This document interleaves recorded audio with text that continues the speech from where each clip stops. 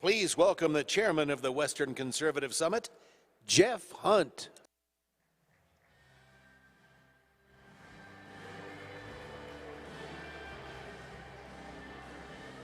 Well, Nick, I like that music. We can just let that go. We'll turn this. I think we should add a country rock concert to the Western Conservative Summit.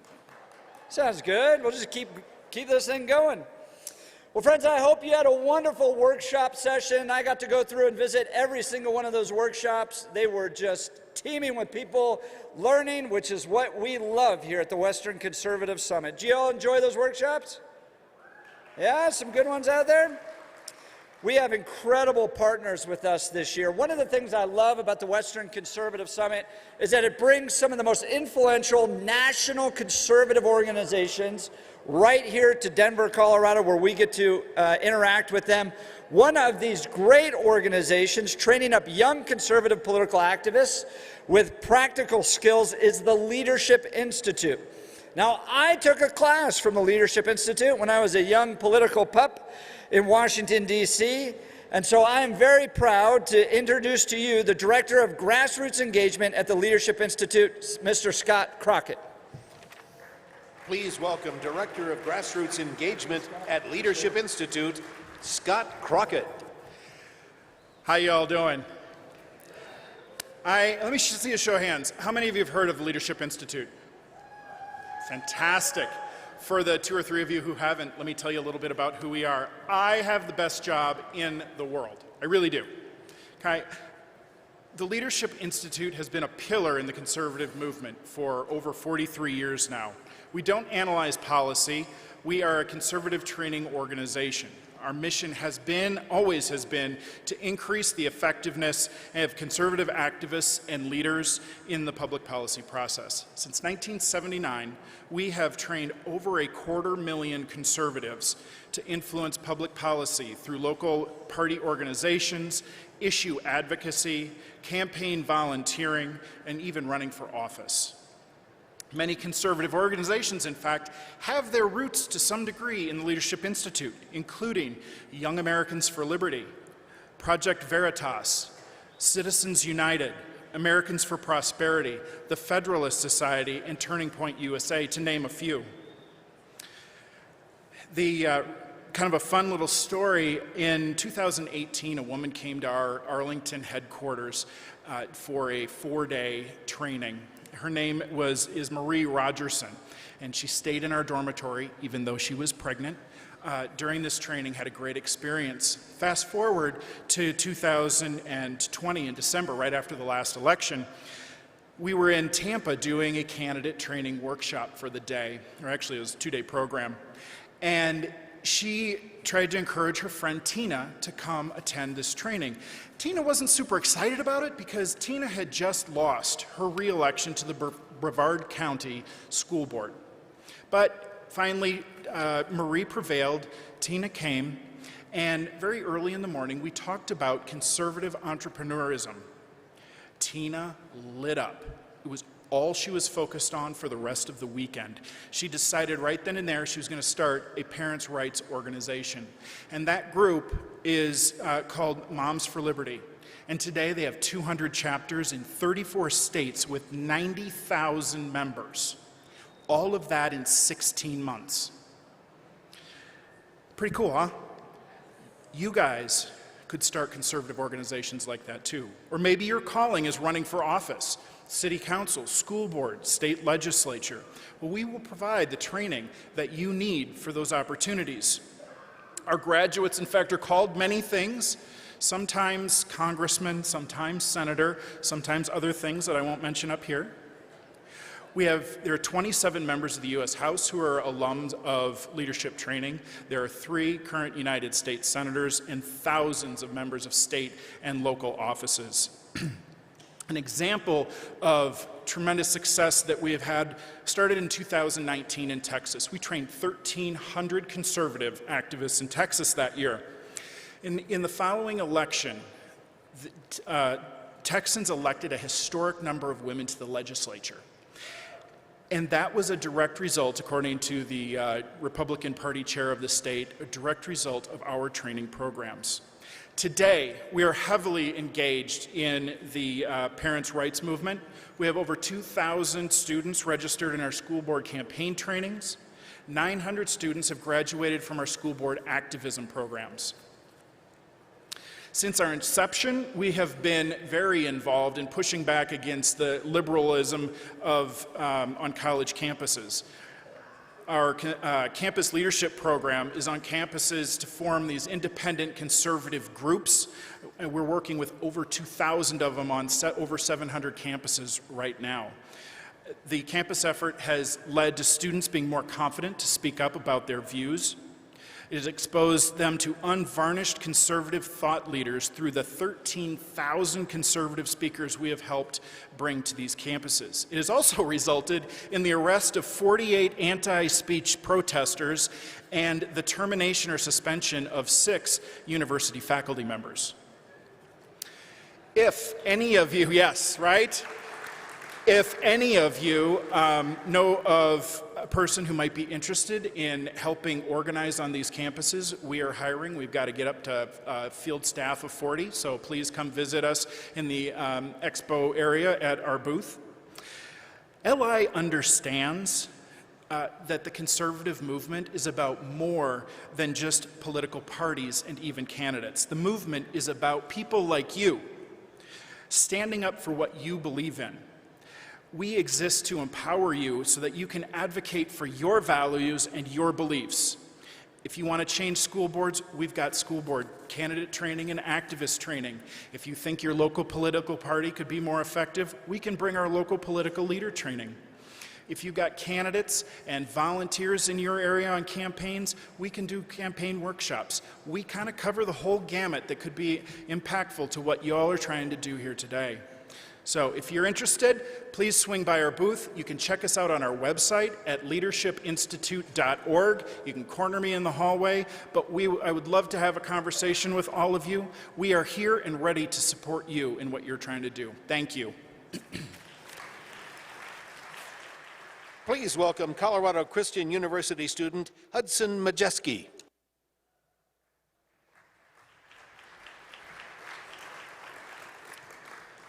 Holding the titles of Doctor, President, Chief Executive Officer, Headmaster, Husband, and Father, Dr. Kevin Roberts has proven his ability to persevere, lead, and bring beauty and wisdom to the world he inhabits. Having earned his PhD in American history at the University of Texas, Dr. Roberts spent several years teaching at the collegiate level. In 2006, Dr. Roberts founded a co-ed K-12 Catholic liberal arts school in Louisiana, where he served as president and headmaster for 7 years. From 2013 to 2016, he served as president of Wyoming Catholic College, a position he left to join the Texas Public Policy Foundation. Under his leadership, the TPPF doubled in size and increased its influence nationwide. In October 2021, he was named president of the Heritage Foundation, the 7th president in the organization's 48-year history. Please join me in welcoming Dr. Kevin Roberts. Please welcome the president of the Heritage Foundation, Dr. Kevin Roberts. Thank you all. How many of you are ready to take back America? I am too. All of us at Heritage are. I'm going to tell you about our plan to do so. It really rests on you, so just be prepared for that. But before I do that, how about all of us show our gratitude to the Centennial Institute and Colorado Christian University for putting on a great show.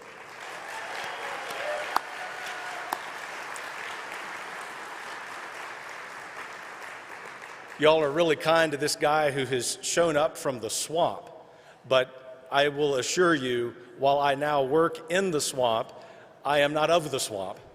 And I'm also here to assure you that all of us at the Heritage Foundation, and you've already heard in some of the workshops from some of my colleagues, you will hear from some others over the weekend, that we are here to give you the intellectual ammunition to take back the United States of America for good. I love the theme of this year's conference, Saddle Up and Ride. It reminds me of my adopted home in Texas, which I left. I'm that crazy guy who left Texas and went to the swamp. But it also reminds me of my time in Wyoming. And several years ago, when I was president of Wyoming Catholic College, came to one of the first meetings here at the Western Conservative Summit when it was a little bit smaller. And it was also a time when a certain man named Barack Obama was president of the United States. And that president of the United States told our college that we had to submit to all parts of Obamacare, even though one of them, the contraceptive mandate, violated our religious liberty. And see, we told him to go pound sand.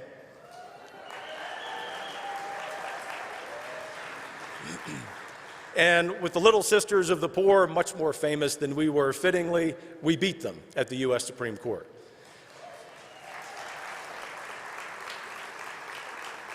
And you know, being a guy who was raised to sort of hate government overreach, I decided that we were going to go on offense. And as we were coming up for accreditation, we decided we don't want federal student loans and grants from the federal government. Keep your money and go pound sand a second time.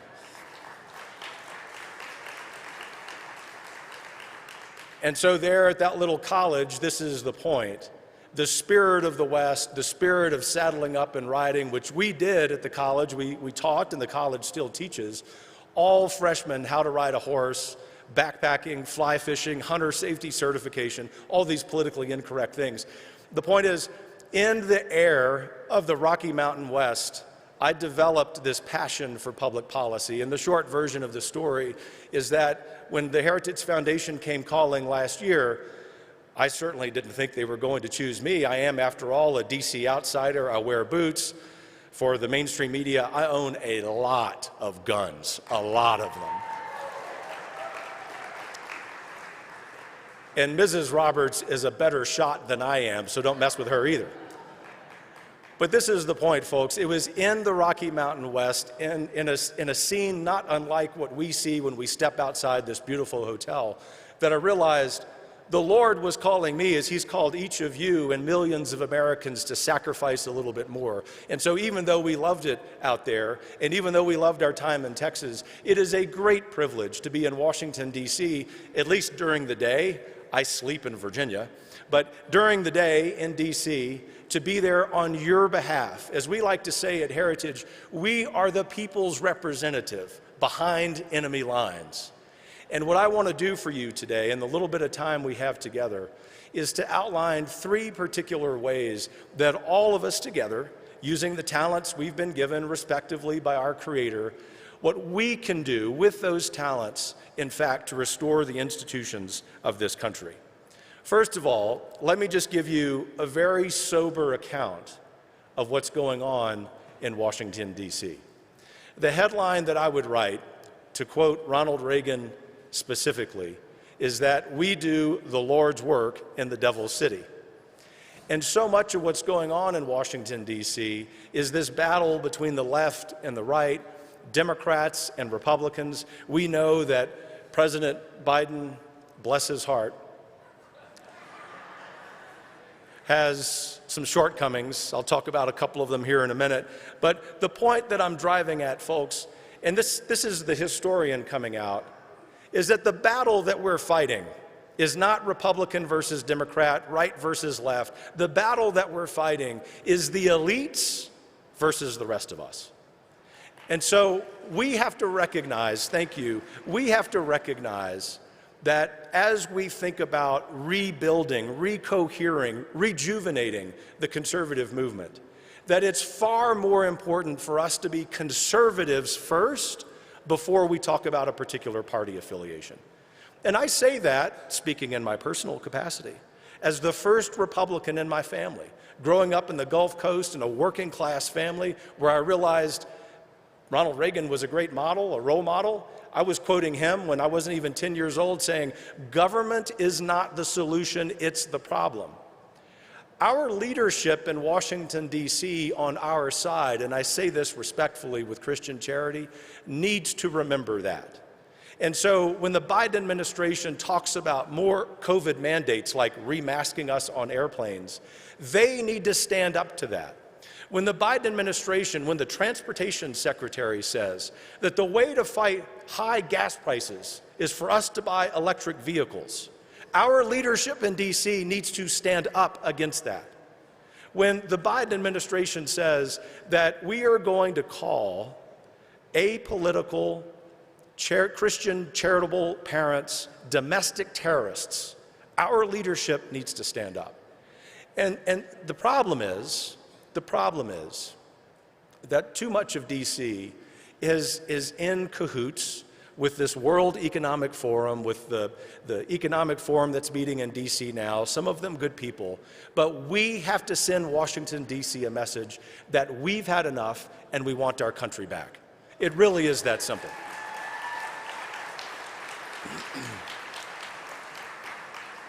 And just in case I forget to mention it later, whether in my talk or out in the halls, as I hope to get to meet a lot of you, you are always welcome at Heritage. You should sort of think of the Heritage Foundation as the American people's lobbying firm for what is good and right and common sense. So come by and see us.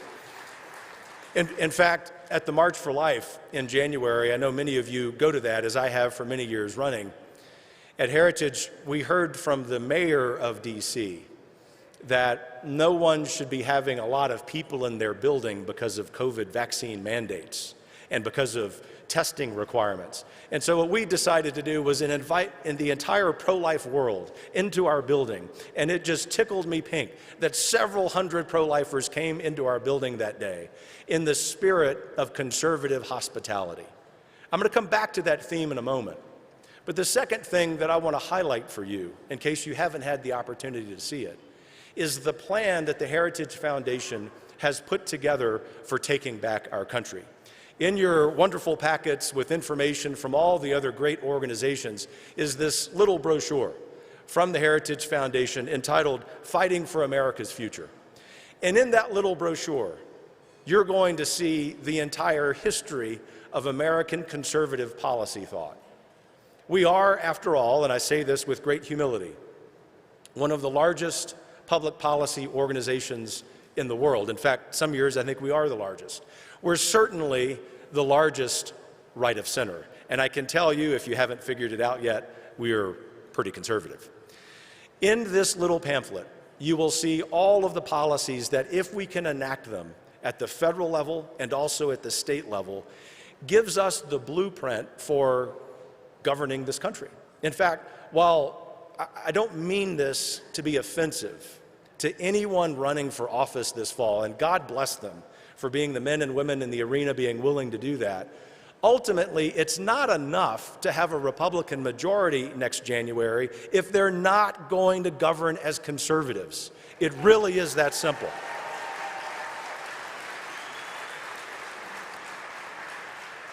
What I'm saying, my friends, is that this is the solution. Get elected, have a conservative majority in the House and the Senate and governorships and state legislatures, but then govern like you are reflecting the will of the people. And you and I both know, in spite of what the mainstream media tells us, in spite of what polling somehow is supposed to suggest to us, that this country is a center-right majority country, and we're tired of being told otherwise. So the first priority, as you see there, is to empower parents and enact universal school choice to the point that every dollar we spend on education in this country follows every student for the purposes of the school that their parent chooses. It is not enough, and I'm a fifth-generation educator, proud graduate of a public school. I've never attended anything but a public school. It is not enough for Republican governors and legislators and congressmen to tell us that's just too hard. We've learned from COVID. We've learned from critical race theory. We've learned from the transgender extreme agenda that it is time for every American dollar to follow every American child. And one way that we can achieve that is to make sure that every state legislature over the next couple of legislative sessions enacts universal school choice. But the other way, if you will permit me to say something that's not popular in Washington, D.C., is to tear out, root and branch every part of the U.S. Department of Education, full stop.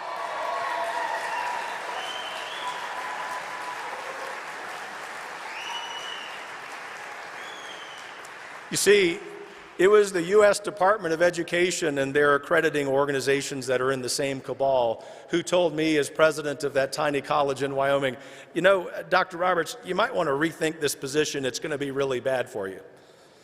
Coming from a bureaucrat, I realized do the exact opposite. The other area that we have to focus on, and it is one that is not just sobering but tragic, is our border and the rising crime rates in this country.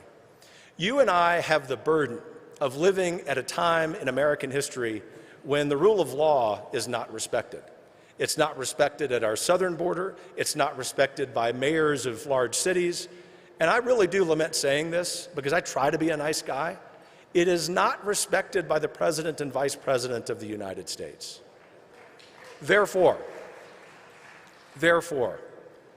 when there is a conservative majority just months from now, we need to be sure that even though we're not going to be able to be in control of the White House until 2025, that those conservatives in Congress act with the courage we need them to have so that every state and every county is in fact one where the rule of law prevails.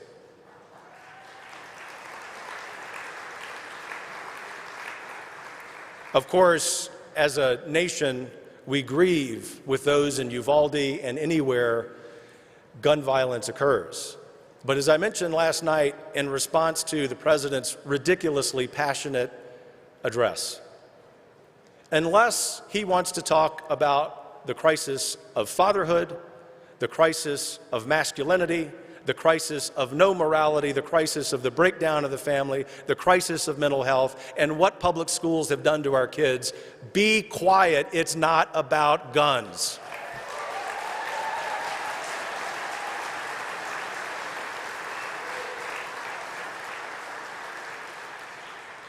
Thirdly, you probably know this, and if you don't, you'll hear from my colleague Hans in the coming hours about Heritage's work on election integrity. We were doing that well before 2020. We recognized that election integrity was a problem well before we all understood it to be a couple of Novembers ago. And I'm here to tell you that while we have made some progress as a country, we really have. You can look at our election integrity scorecard and see that. We still have a lot of progress to make. And I just want to give you a little bit of cautious optimism. I think as a result of a lot of the laws that were passed, because of your work, because of the work of my colleagues at Heritage and many other organizations, this November's elections will be more transparent. But until and unless we as a people can be confident that every vote of every American is in fact cast, it is not changed through vote trafficking, it's not changed through other means, we have to continue to work on this issue, and we will not stop at Heritage until we can say that.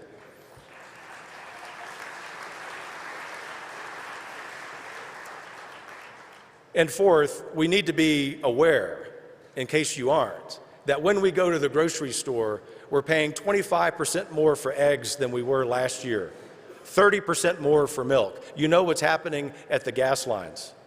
And maybe some of us in this room can make do because of whatever material blessings we have. But I can tell you, from having grown up in a family that couldn't even live paycheck to paycheck, that this rate of inflation means many American families aren't buying milk. It's not that they aren't buying a gallon, they aren't buying it at all, they aren't buying meat, and we have the condescension from the elite administration to be quiet and suggest to us that it's transitory or a high-class problem. You see, what's going on with inflation is one of the clearest examples that this is a country that is run by elites. But the good news is, as the Lord always provides, that's going to be one of the major tools we can use to take this country back.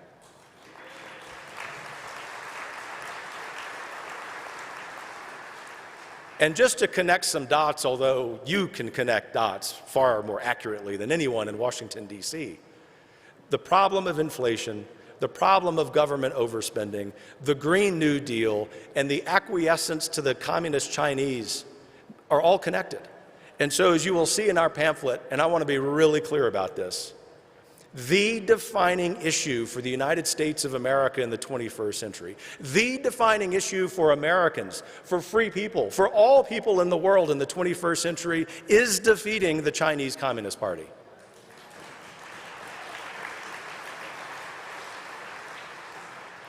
Obviously, that involves adjusting our foreign policy. It involves adjusting our economic trade agreements in a way that helps Taiwan. But it also, I am sorry to say, involves ending the nefarious practice of Americans on K Street in Washington, D.C., being millionaires because they lobby for the CCP. It is time to end that practice immediately.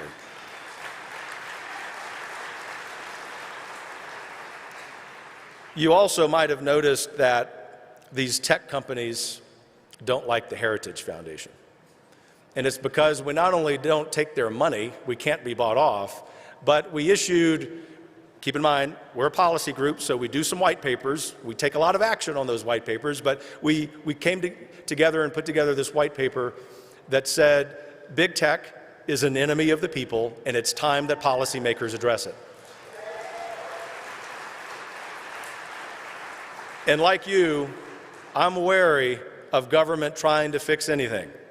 But like you, I also know American history, and I know that the antitrust laws are there for a reason, and they need to be used, and we need to break them up, and we need to be sure that you and I, as conservatives, can have free speech online. Last, as I begin to wrap up here, I've hit kind of hard, which is kind of what I do, but with a smile on my face, that we need to read reality truthfully. And reality isn't that pretty in D.C. most days. But reality this summer is that this month, in spite of the worst efforts of some clerk at the Supreme Court, the worst efforts of others on the radical left, this month, you and I will wake up and Roe versus Wade will be overturned.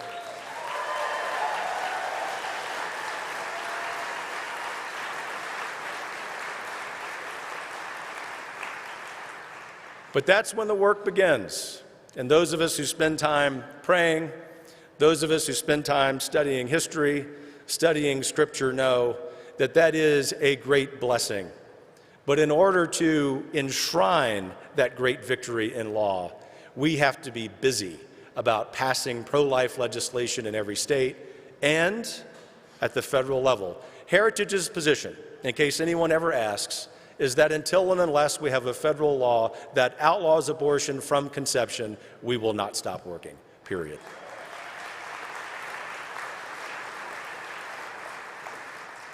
So let me sum up this way. People in the media, naysayers, would like to tell us that America is in the valley of valleys, that there's no hope for us to come out of that valley. There's no hope for us to get to that proverbial mountaintop that Reagan spoke about so eloquently. Heck, they would say there's not even hope to get to a hillside, let alone that mountaintop. But I'm here to tell you that in my study of history, every single time America was in a valley and the Lord's people said, we've had enough and we want our country back, He did not forsake them and He did not forsake America. And He's not going to this time if you and I saddle up and ride. God bless you. Thank you.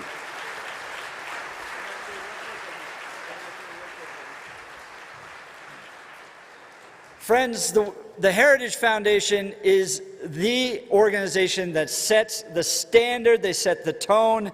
They are the leaders on the national level, and I couldn't be more honored to have the president of the Heritage Foundation with us. Dr. Roberts, thank you so much for taking time. I appreciate it. Thank you.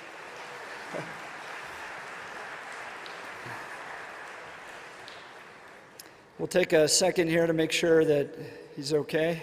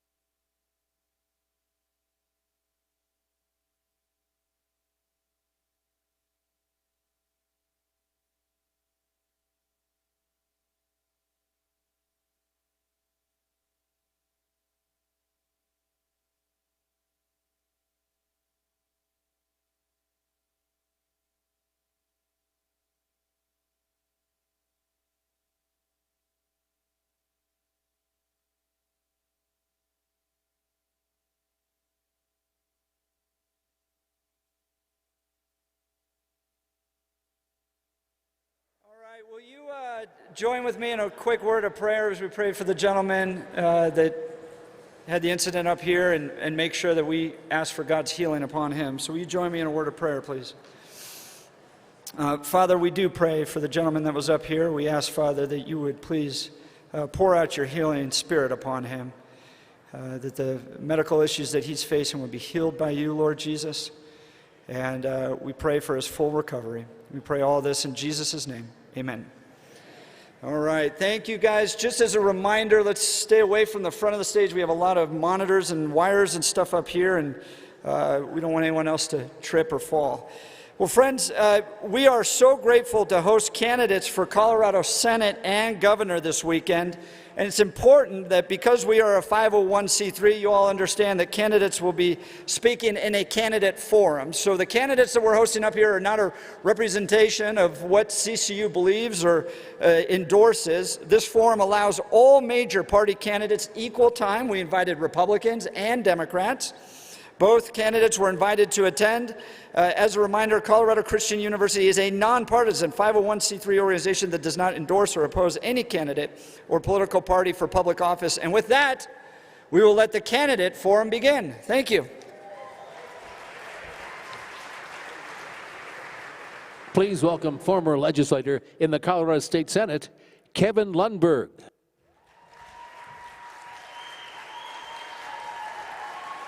Thank you very much. It's great to be here, and as Jeff told you, the school and Centennial Institute does not take sides when it comes to candidates, but I can tell you as a citizen of the great state of Colorado, I do, and I'm here today to introduce to you Ron Hanks, who's running for U.S. Senate.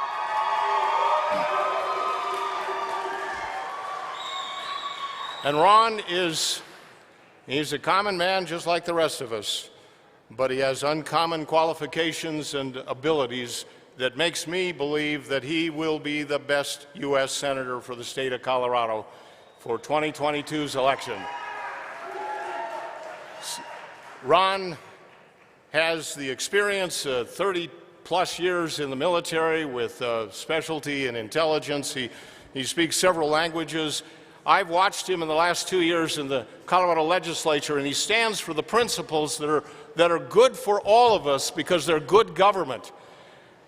And I know that he is unquestionably pro-life, and he will bring those values and that commitment to the United States Senate. And for that reason, it is my privilege and pleasure to introduce to you the next senator for the state of Colorado, Ron Hanks.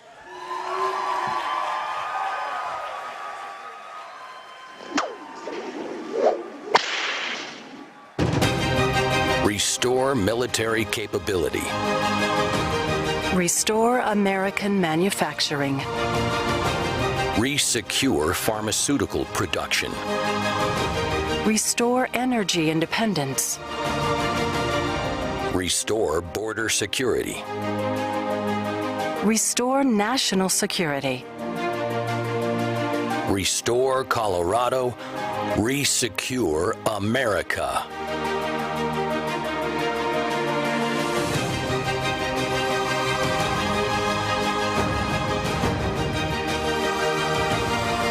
Ron Hanks for U.S. Senate.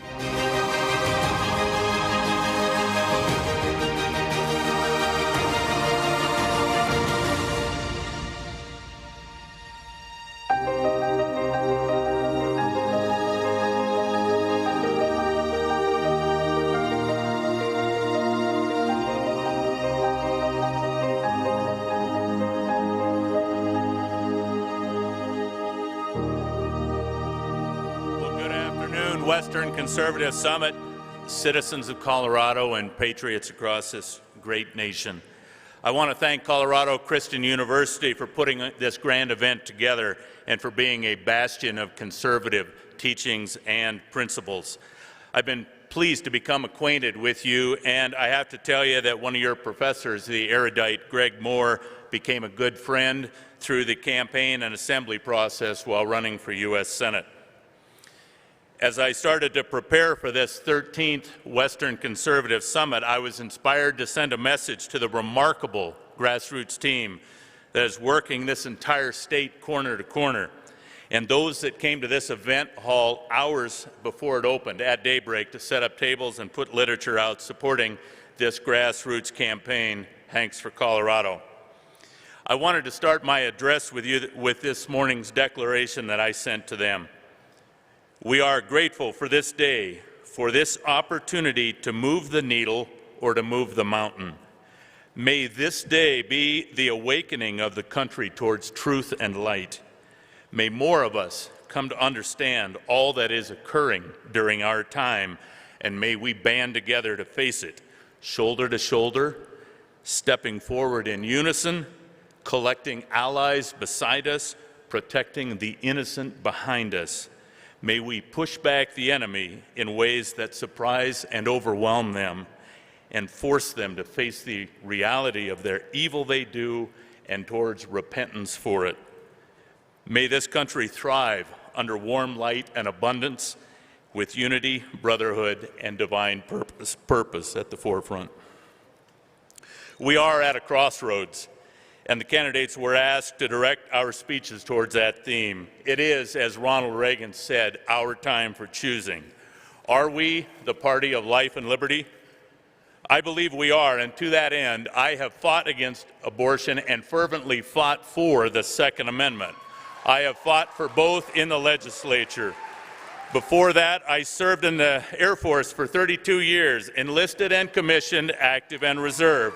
I served in combat zones in Iraq with Mobility Air Forces alongside infantry units from Fort Carson in 2003 in Iraq. I mention them not to compare my service to theirs, but to honor them. Although I served 32 years, there have been many soldiers, sailors, Marines who've done more for America, paid a higher price in a shorter period with less rank to secure the blessings of liberty we enjoy up to now. Some secured our liberties and did not return. We owe them.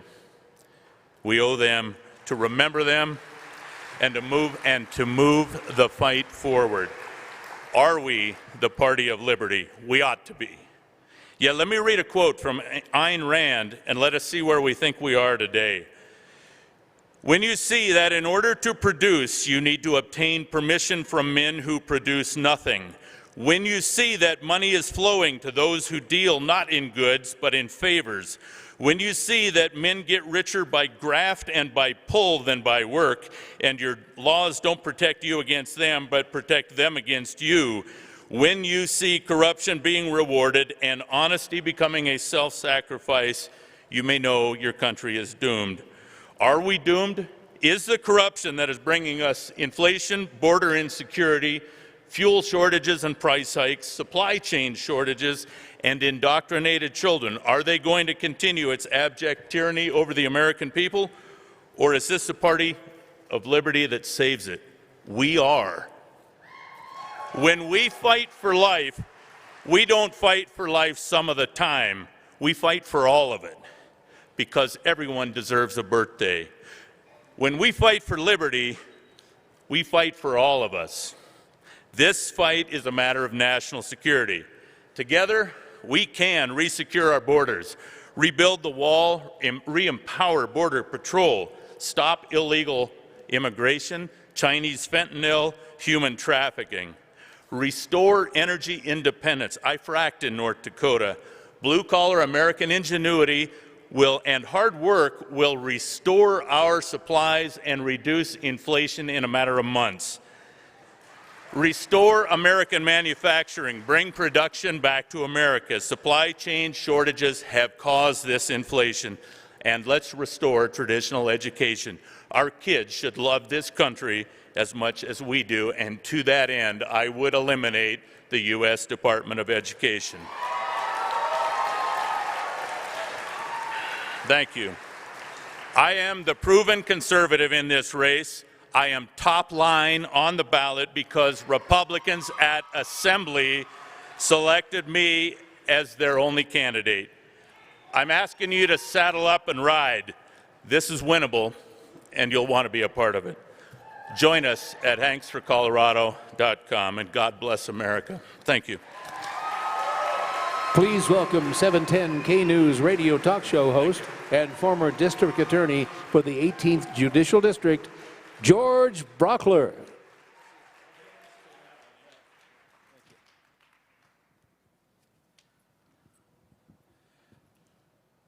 There are a lot of people here.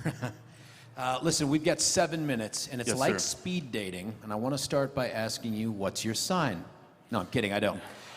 I want to start by asking you some of the questions that I think that you know are coming, and one is, it is the strategic priority of CCU, Colorado Christian University, to help influence our society and our culture by advancing support for the sanctity of life, traditional family values, free markets, limited government, and the original intent of the Constitution.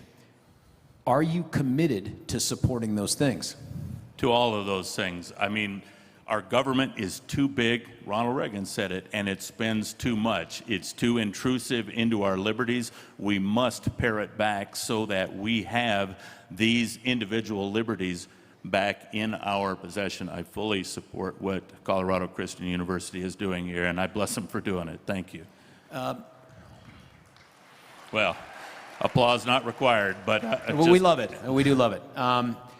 You talked about this in your opening statement here, but I want to give you a chance to specify anything differently, and that is, listen, the abortion issue's alive in a way it hasn't been in decades. Right now, we expect that opinion to come out this month. When does life begin, and when should the government protect that right to life? Life begins at conception, and the government should protect it from that moment. You know, this became an issue because probably the Democrats leaked a draft. I mean, we do not get to pick the issues of our time and of our election. This is an important issue. It may be a social issue, but you know, it's more than that. It's murder. And that is something that we have to decide where we are on that position. I'm firm on that. I was part of that miraculous, just a massive floor fight on the Colorado House floor. It went for over 24 hours fighting that abortion bill, that if Roe v. Wade is overturned, we will, as it currently stands, be a destination point for people from other states to come to Colorado. So that's why electing conservatives in the House and Senate is so important. Please look outside your own district and Senate district and look at the other candidates and how you can help them. Is there a role for the federal government in this discussion once it gets overturned, once Roe gets overturned? Well, I appreciate the comments from earlier from Kevin Roberts. I think it should go to the states first. I think let's get the federal government out of it and let's have this discussion among the states, and then let's see where it lands. But frankly, I don't think Colorado is where the legislation just took us, and I think we need to have that conversation among the citizens of Colorado. And I think the tide is turning strongly against Roe v. Wade. Wouldn't it be better for the people to make that decision at the local level than the federal government to have an edict over the top of us? You know that our president just came out and gave a 15-minute speech about guns again yesterday because those school shootings are still in the news. Hell, they started really kind of with us, with Columbine way back in 1999. In that federal role that you seek right there, what are your plans to address that? How do we address that? Well, before we talk federal, I do want to say that at the state level, you know, we had a representative, term limited now, Patrick Neville, that was at Columbine when it happened. So he's the guy I turned to ask the question, what can we do? And he and also Representative Kevin Van Winkle put legislation in to try to get school security money added to the budget in the neighborhood of $30 million, ended up getting $6 million. That's the start. But I would not infringe on our Second Amendment rights with the crime rate going up as it is, with the other issues, the police being disempowered. We have to maintain our Second Amendment rights, but we have to have secure schools as well. And so I would put money and energy towards securing our schools. I mean, propping doors open is a bad idea. at any location, certainly where we have our kids masked. Thank you. These are going to be really small topics. Nobody ever talks about these things. What do you think should be done about open borders, inflation, and recession? Well, there we are. Those are national security issues to me, and those are truly what I believe this race is all about. Joe Biden has put us in the worst national security position I have ever seen in my lifetime. My adult life and all of that was military. You know, the border is wide open. We got fentanyl coming across from China. We have human trafficking that is the moral tragedy of our lifetime, along with abortion, and illegal immigrants coming in. We have to secure the border, and it's not hard. We start rebuilding the wall and re-empowering the Border Patrol. How about inflation and the recession? What are your thoughts? Well, inflation to me is driven by the supply shortages that we have seen because we're getting so many goods from China that did not arrive. They're still offshore. And fuel. Diesel now is almost $6 here, and it's over $6 in other states. Everything that we use and consume is on a diesel truck. And, you know, when milk gets to $7 a gallon and chicken gets to $9 a gallon, we got a problem. We can turn it in a minute by getting Blue Collar America. And by the way, this is the party of Blue Collar America. We just have to get the message to them. Blue Collar America can turn this around, get our energy, our fuel, oil and gas flowing again, and inflation drops almost instantly. And I used to buy my chicken by the gallon. Now I've gone liters because of the metrics. In the 40 seconds we have left, is our country on the right track? No. Did I say chicken by the gallon? You did. Okay. It was awesome. That's how they're going to start marketing it. It's easy to get down because chicken sometimes is hard to swallow. But is the country on the right track? No. No. Biden has been a disaster, and he's exceeded my expectations of his ability to ruin things. I would ask you to go look at my table. I've got a letter I wrote to Joe Biden on the anniversary of his disastrous surrender of Afghanistan, and it encompasses everything. He's been worse than we thought. We need leadership to turn the tide on this. We need conservatives in the Senate. I stand before you humbly as a conservative Republican. Ladies and gentlemen, Ron Hanks. Thank you very much, George. You want that back? Please welcome the wife of Joe O'Dea, Celeste O'Dea.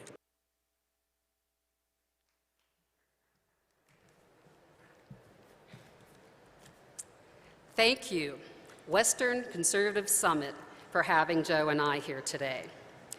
I'm Celeste O'Dea, and it's an honor to tell you about my husband. Joe and I have over 40 years of stories together, but there's one simple act that touched my heart and changed my life. It was on one of our first dates when we were given tickets to a Bronco game. It was late season, which we accepted these gladly despite the frigid cold forecast. We didn't have 2 nickels back then, but we decided to splurge on a bag of peanuts and approached the street vendor just outside the old Mile High Stadium. As Joe took his change, he noticed the elderly man was shivering and wasn't wearing any gloves.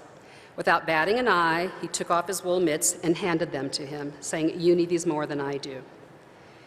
I knew at the moment that that was the guy. This is a man of principle, of faith, and a man who walks the walk. And Joe's more than just a heart. He's one tough guy. He's resilient, he's determined. Joe was adopted at birth. He started working at a young age. He promoted himself from dishwasher to carpenter to starting his own construction company before he was 25, a business that eventually grew into the incredible success it is today. Joe's story exemplifies the best of America. Joe is running because he has a servant's heart. He is hard work, grit, and fight. But Joe is also running because he knows America needs a leader who will take the fight to Bennett and to Biden and the far-left radicals dismantling this country we love. Here's the exciting part. Joe's story, Joe's fight is uniting a massive coalition. It's Trump-loving conservatives, it's the GOP establishment, it's the fiscally conservative independents, it's moms and parents who are angry about their kids' school, it's small businesses, retirees, police unions, our military, farmers, oil and gas, and even disaffected Democrats. All are rallying around that guy who gave away his gloves and stole my heart all those years ago. We all may not agree on every issue, but what unites us is this. We love this country, and Joe O'Dea has the fighting spirit to help take it back. Thank you. From up here, life seems simpler, easier, free. From up here, it's easy to put your mind at ease and forget how divided we've become. Down here, America's struggling and moving in the wrong direction. Our government's buried in debt. Our streets are overrun by homelessness and crime. We dishonor the men and women who protect us. You should know that. Our leaders lack purpose. Our leaders are extreme and weak. It's time for America to stop surrendering to weak impulses, partisanship, resentment, retreat, and aspire to be our best again. Bold, forgiving, strong. That's the America I was raised to love. My dad, he was a Denver cop. He started the Mounted Patrol. And my mom, she kept us in line. I started a construction company when I was at Colorado State. I dropped out to run that company. It's provided for my family and a lot of others. What made America strong through all these years is what we need to focus on right now. Hard work, shared sacrifice, and the sweat equity of the American middle class. We can rebuild by getting Washington focused on working Americans. Lower taxes, less regulation, and an economic recovery that benefits working people. We rebuild by getting control of spending, attacking the debt, and ending the big government failures that cause inflation and decline. We rebuild by strengthening our resolve overseas, by protecting our neighborhoods from crime, by honoring our military, our first responders, our police, and by supporting them in their work every single day. I'm Joe O'Dea, and I'm running for the United States Senate. Every generation in this country has faced a great challenge. This is ours. Our moment is now. Let's rebuild.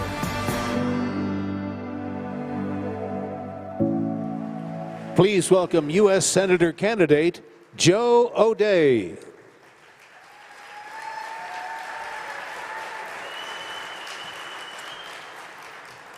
It's an honor to be here. To Jeff Hunt and all of you, thank you. And Celeste, I love you. You're my rock. As Celeste said, faith and service are an important part of our story.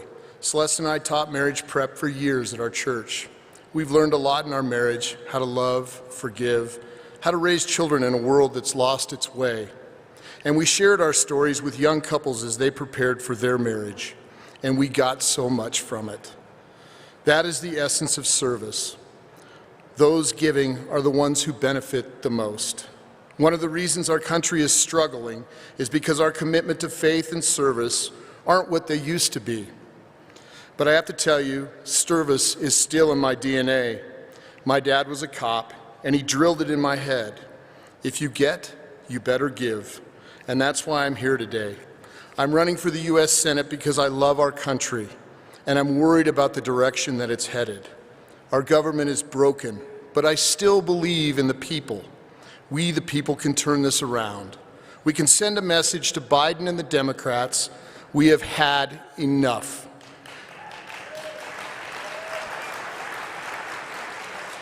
If Colorado's Senate election is a referendum on Joe Biden's America, we will win.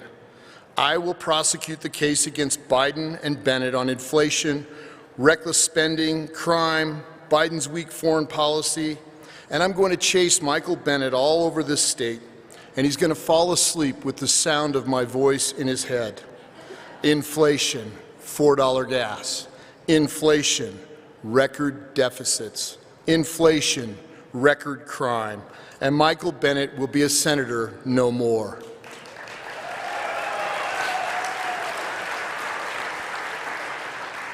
We are building a coalition to beat Bennet. It includes grassroots conservatives like John Caldera, the citizens who took back Aurora from the liberals, Second Amendment champions like Laura Carno, conservative leaders like Bill Owens, Hank Brown, Mark Hillman, independent moms angry at our schools, a coalition of thousands of oil and gas workers, the Denver Police Union, Donald Trump's U.S. Attorney, and independents and working class Democrats across this state.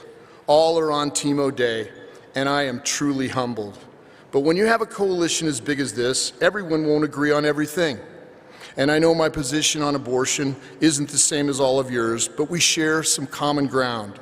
I support an end to elective late-term abortion nationally, an end to taxpayer funding for abortion nationally, a parental notice requirement nationally. I don't support a total ban early in the pregnancy and for certain emergencies, but I do oppose both Polis's and Schumer's reckless late-term abortion bills.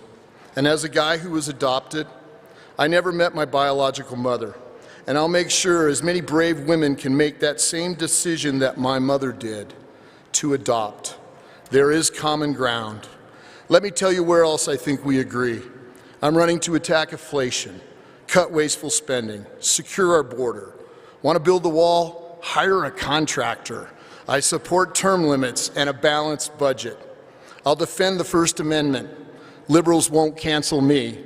I'll defend the Second Amendment. Every one of us has a God-given right to defend our families and our homes. I'll vote to confirm conservative judges. I will support Israel.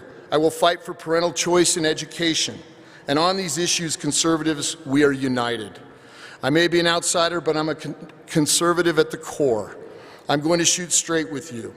Ron Hanks has his finger in the wind. When Ron Hanks ran for Congress in California, he opposed a term limits amendment and supported state government unions. Now he's flip-flopped. In California, he said medical experts should have the power to decide when abortions are legal. Now he opposes abortion, even to save a woman's life.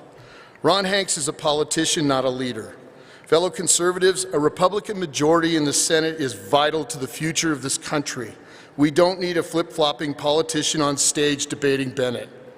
When I'm your nominee, I'll fight for you, I'll lay it on the line for you, and I'm going to win. So I'm here to ask for your vote. We share a love for this country and a deep burning desire to turn it around. Let's defeat Biden's agenda and get America moving forward again. Thank you. Please welcome back George Brauchler.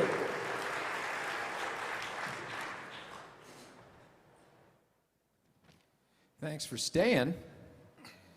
Was that an option? Let me begin, Joe. You'll have heard some of these questions before with Ron Hanks. And the first one is important here because CCU, Colorado Christian University, has strategic priorities, and the big five are supporting the sanctity of life, traditional family values, free markets, limited government, and the original intent of the Constitution. Are you committed to not just supporting, but advancing those principles? Look, I've been a small government guy all my life. 35 years I've been in business. I call it death by a thousand cuts. Every day, some local, state, or federal agency finds a way to make me do more paperwork. It doesn't improve my life at all. I'm a small government guy. I'll help support safety. I'll help support our military. And I'll help us support individual decision. That's what's important to Americans right now. And that's what I'll do.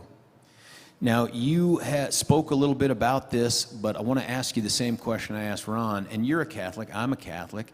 Wouldn't you like to be a Catholic too? When does life begin, and when should the government get involved in protecting that right to life?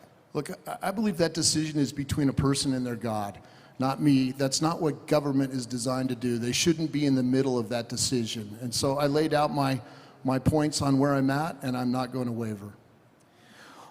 We have had a spate of school shootings, and it seems uninterrupted since 1999. Is there a role for the federal government to play in that, and what would you do to help reduce the school shootings that we're seeing everywhere? Well, we have hundreds of laws on the books about guns, but you can't legislate against evil. What we need to do is put more cops back in our classroom. We need to have them there where they can protect our students. We protect our money, we protect our airports, let's protect our students. I really like what Laura Carno's working on, the FASTER bill, or FASTER concept, where, you know, people that want to concealed carry, teachers that want, can go through certain trainings so that they can arm themselves in the schools, and I think we should do that. That's a fiscally responsible way to respond to this. Make sure that they're armed, and so I would support that. We also need to fix the mental health problems that we have. We need to recognize that we had kids that were 18 months out of school during a time when they're supposed to be getting socially trained. And we've got to put some money against that and make sure that they get the mental help that they need so they can advance. What do you think should be done? Really small issues, open borders, inflation, and recession. That's probably a one-word answer. No, I'm kidding. What would you do about those things? Well, shut the border. I mean, that's easy. Build a wall. Hire a contractor. I'll take care of it. We'll get it built. Inflation, we've got to quit spending. It's simple. Quit spending. We got to get control of the Fed. The Fed has completely lost its mind. They should be replaced. I think Rand Paul's on the right effort there. Let's do something with the Fed. And the last thing we need to do is free up the oil and gas permits across the United States so we can begin to make our own energy. That's what we got to do. Softball here. Is our country on the right track? Well, no. How's that? I saw one the other day, a poll that said 75% of the country believes we're headed in the wrong direction. And then it said 16% thought it was headed in the right direction. And I have yet to meet one of those 16%. I haven't found them yet. I don't know. I think that's addressing the mental health stuff that you're talking about right there.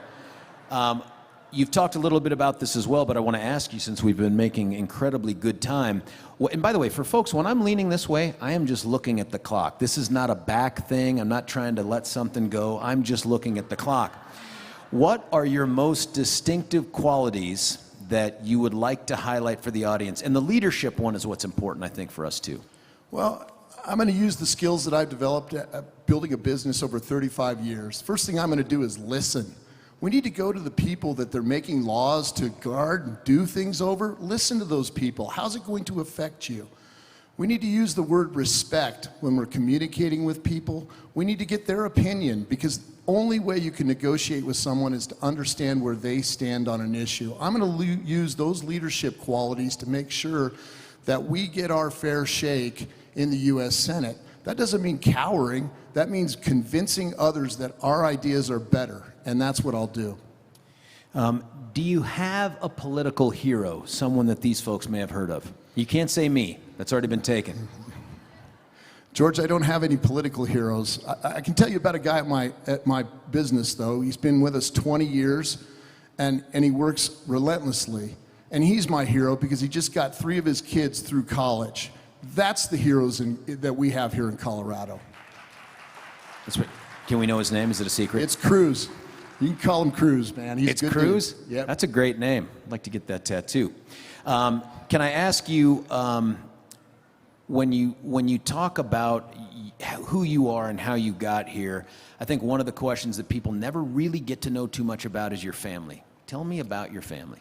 Well, I've got we just have one daughter, Celeste and I, and she's the love of my life. But she's married, and then I have I've got a brother and a sister, and Celeste has 3 brothers and sisters, and we have a huge family. And then you get into my cousins, the Carrolls, a bunch of them are here today. If I can get them all to show up for the primary, we're in really good shape. We got a lot of cousins here in Colorado. Easy to get ballots, too, it turns out. So we ought to be able to get them some. Maybe a couple, I don't know. Last quick question here. I'm sorry about this, man. I just ran out of this one thing right here. Oh, in 20 seconds, favorite moment on the campaign trail? The favorite moment was in Pagosa Springs on a 3-day trip. Very few people there. Guy sitting across me from lunch, and he asked me to hold my hand and say a prayer with me. We said an Our Father, and he said he prayed for me and my family while we were on this journey to take back the U.S. Senate. His name's Perry. He was an outstanding human being. It was my favorite moment on the trip. That was perfect timing. Joe O'Dea, right there. Thank you. Thank you all for having me today. Please welcome Colorado Christian University student Sydney Crowder.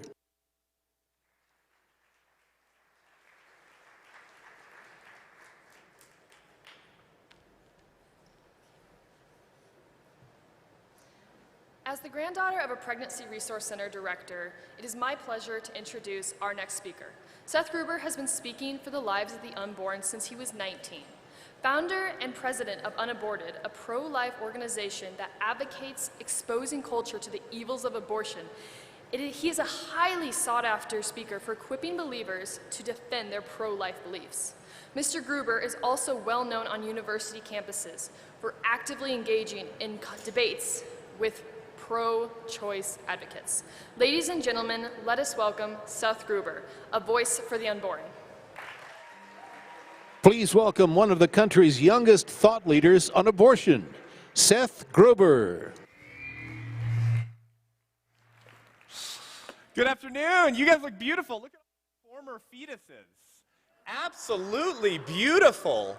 You know, to quote the most pro-life president in American history before Donald Trump, Ronald Reagan, I've noticed everyone who's for abortion has already been born. And of course, you know, the secular progressive culture, they always they don't know what to do with that joke. They're like, oh, that's a stupid Republican talking point. It's like, no, it's actually funny. It's actually ironic that pro-choicers sanction the slaughter of children in a womb they once came from. I've always found that incredibly weird. So there's this acknowledgement that we are the same people now that we were in our mother's wombs. Winston Churchill, at the height of World War II, spoke some of the most prophetic, poignant lines I've ever heard. And I want to share them with you because I've found that they are incredibly applicable in the times that we find ourselves in now, in this moment, in the fight for life and liberty in the country. He said, "The destiny of mankind is not decided by material computation. When great forces are on the move in the world, stirring all men's souls, drawing them away from their firesides to respond to impulses at once awe-striking and irresistible, we learn that we're spirits and not animals, and that something is going on in space and time, and beyond space and time, which, whether we like it or not, spells duty. Duty for the individual." Churchill is not talking about a chronos time, like, am I late for my session? He's talking about a kairos moment. You know, not all time periods in history are created equal. We understand this. There are kairos turning points in the world and in the country that carry so much more weight than other moments. When I tell you 1858 or 1860, that carried more weight than, 1990. When I tell you 1942 Germany, we recognize that that's a kairos moment, and I believe we are living in another kairos moment in the country right now, and so much of the issues that we're facing in this country go right back to our failure to protect the unborn child. Do you see what's happening? Do you see the forces that are aligning in the fight for life? We have been sowing the seeds of apathy in the womb for almost 50 years, and now we're reaping it in the streets. We've been sowing bloodshed in the womb, and now we're reaping it in the mostly peaceful riots in the street. Amen? This is a turning point in kairos for the country. Those who murder the unborn cannot be trusted to govern the born. And this is because abortion is not just another issue for the secular progressive culture. Brothers and sisters, wake up, hear me, understand. This is not one issue among many for the left. For the secular progressive movement and moral revolution, abortion is their sacrament. It is their centerpiece. It undergirds all of their political priorities. Let me prove it to you. What was every chyron and headline when a Supreme Court seat opened up during the Trump administration? Was it about drug laws? Was it about transgender bathroom laws? Was it about securing our border? Abortion. Every single they're going to take Roe versus Wade.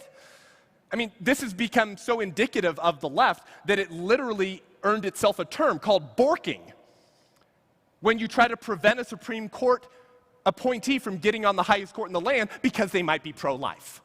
And we all remember the questioning of Clarence Thomas, who ripped the president a new one back then when he said, this is nothing but a high-tech lynching for uppity blacks who in any way deign to think for themselves. Because he understood that Biden's questioning of him on natural law was a way to trick him into talking about abortion, because nothing scares and strikes fear into the heart of the secular progressive movement more than telling them that we might kill a few less babies. The entire political regime of leftism is actually built on the mutilated bodies of aborted children. Because we say, if you don't get the right to life right, you won't get any other rights right. But the left has a synonym for that statement, or an antonym rather. They believe that if you can get the right to life wrong and indoctrinate Americans to champion the slaughter of innocent human beings, there's nothing else you cannot get them on board with. So when you're hearing about the Supreme Court leaked draft opinion last month that signals that the Supreme Court intends to overturn Roe versus Wade, and you're watching the secular progressive culture lose their ever-loving minds, that's why.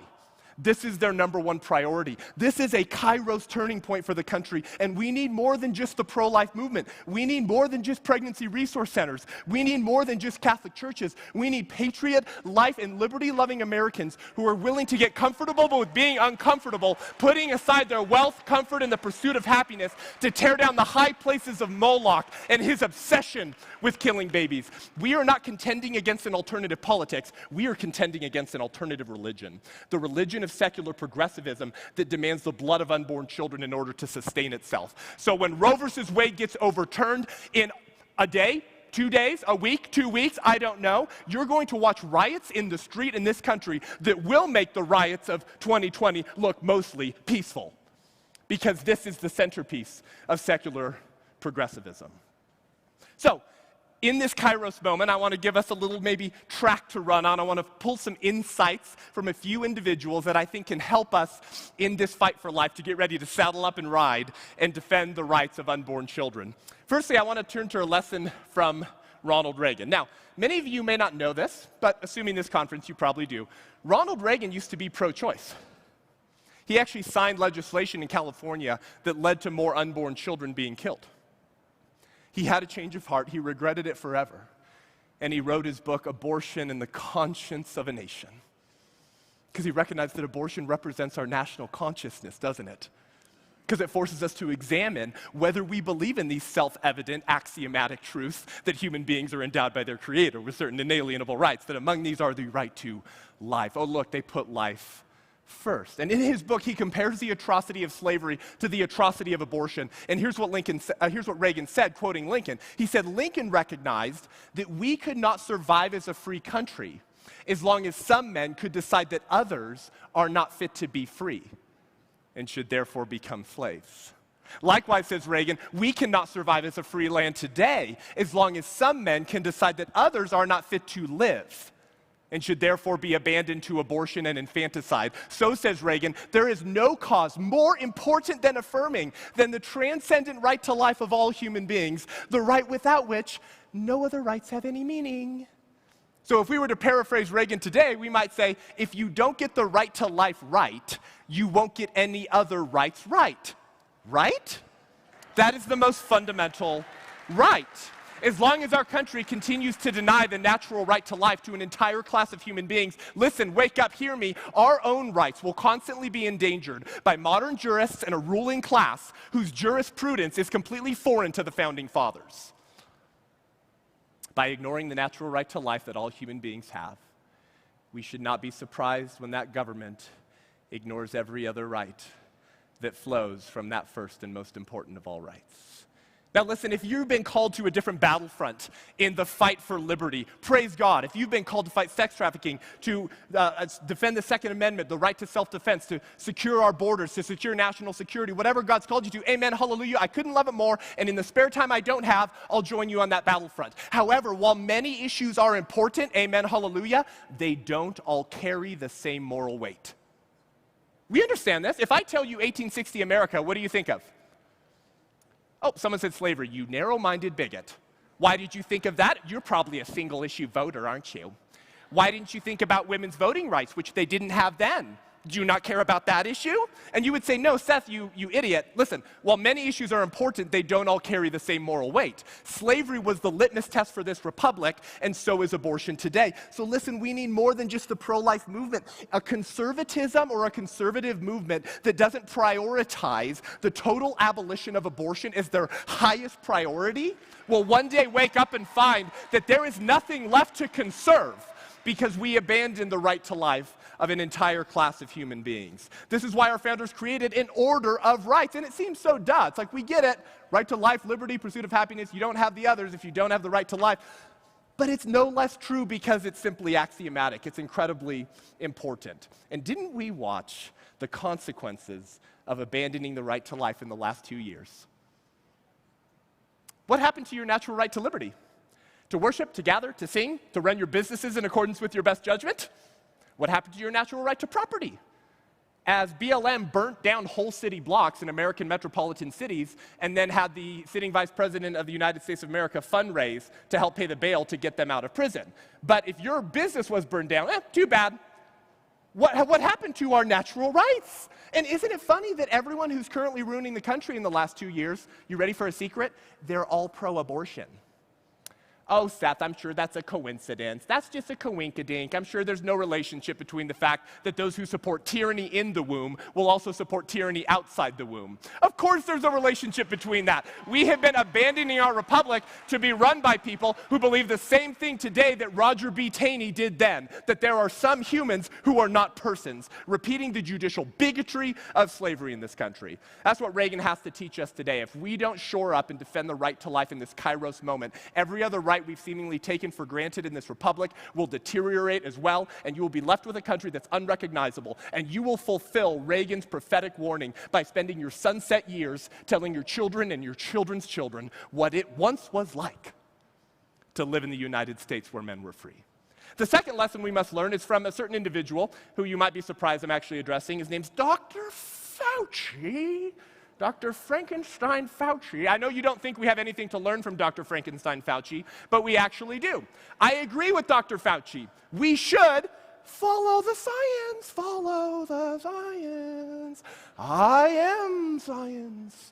Says the man who refuses to follow the science of embryology, that you came into existence at the moment of conception, and through the NIAID funds the University of Pittsburgh, where they abort babies in the late term when they could have been born alive. They scalp them, they put their scalps subcutaneously on lab rats to create humanized mice, and the lab rat grows the infant human hair that would have grown on the scalp of that precious child had they not been aborted, so they can use those humanized mice to perform experiments to find solutions to staph infections. So the baby becomes a sacrifice for man's pursuit of eternal life. Oh wait, that sounds familiar. That sounds like all of human history, who have sacrificed human beings to the sex gods, the war gods, the weather gods, and the crop gods in order to increase our quality of life and live just a little bit longer.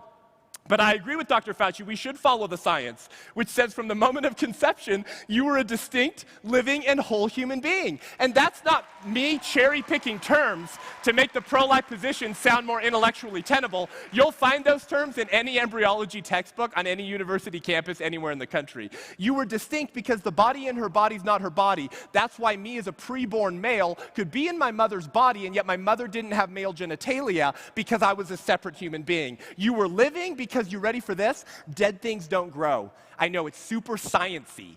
And the unborn child meets all of the requirements for a living thing that we learned in 6th grade biology. You were also a whole human being from the moment of conception.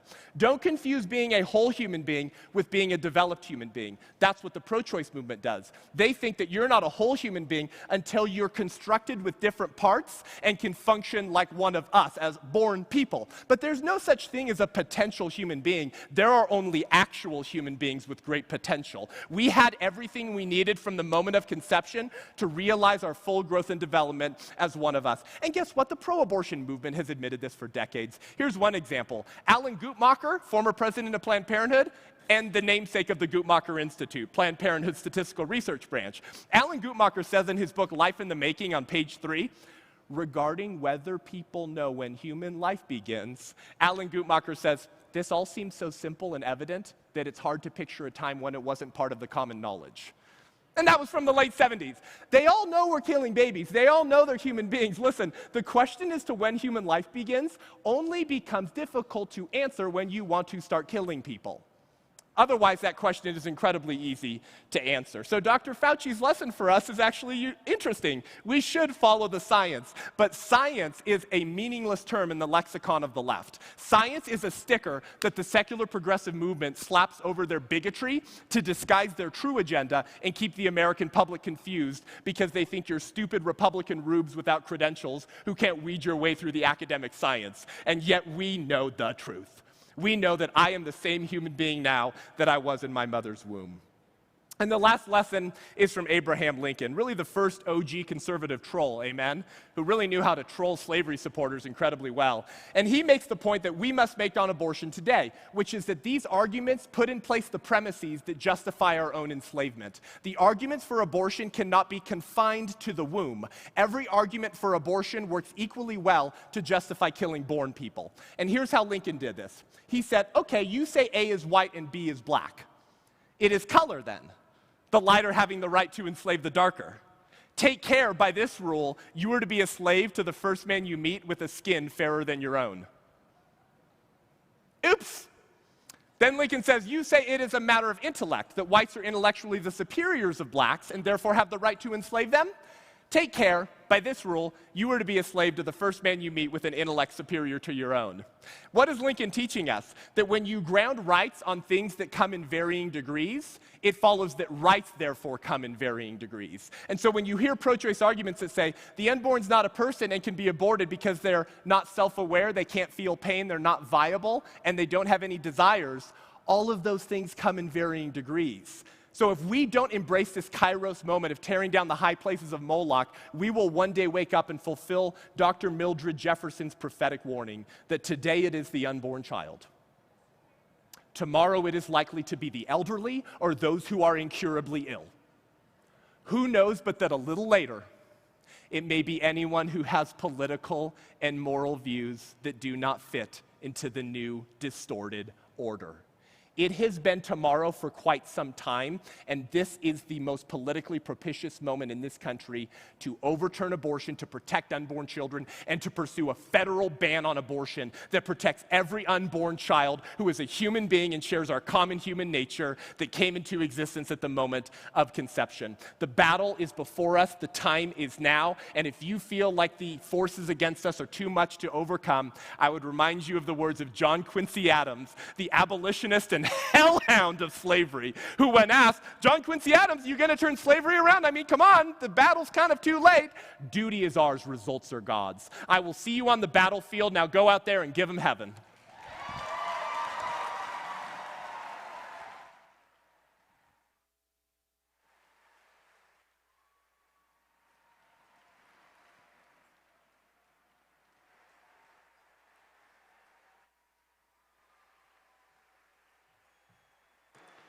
Please welcome Stephen Tubbs, 710 K News radio show talk show host.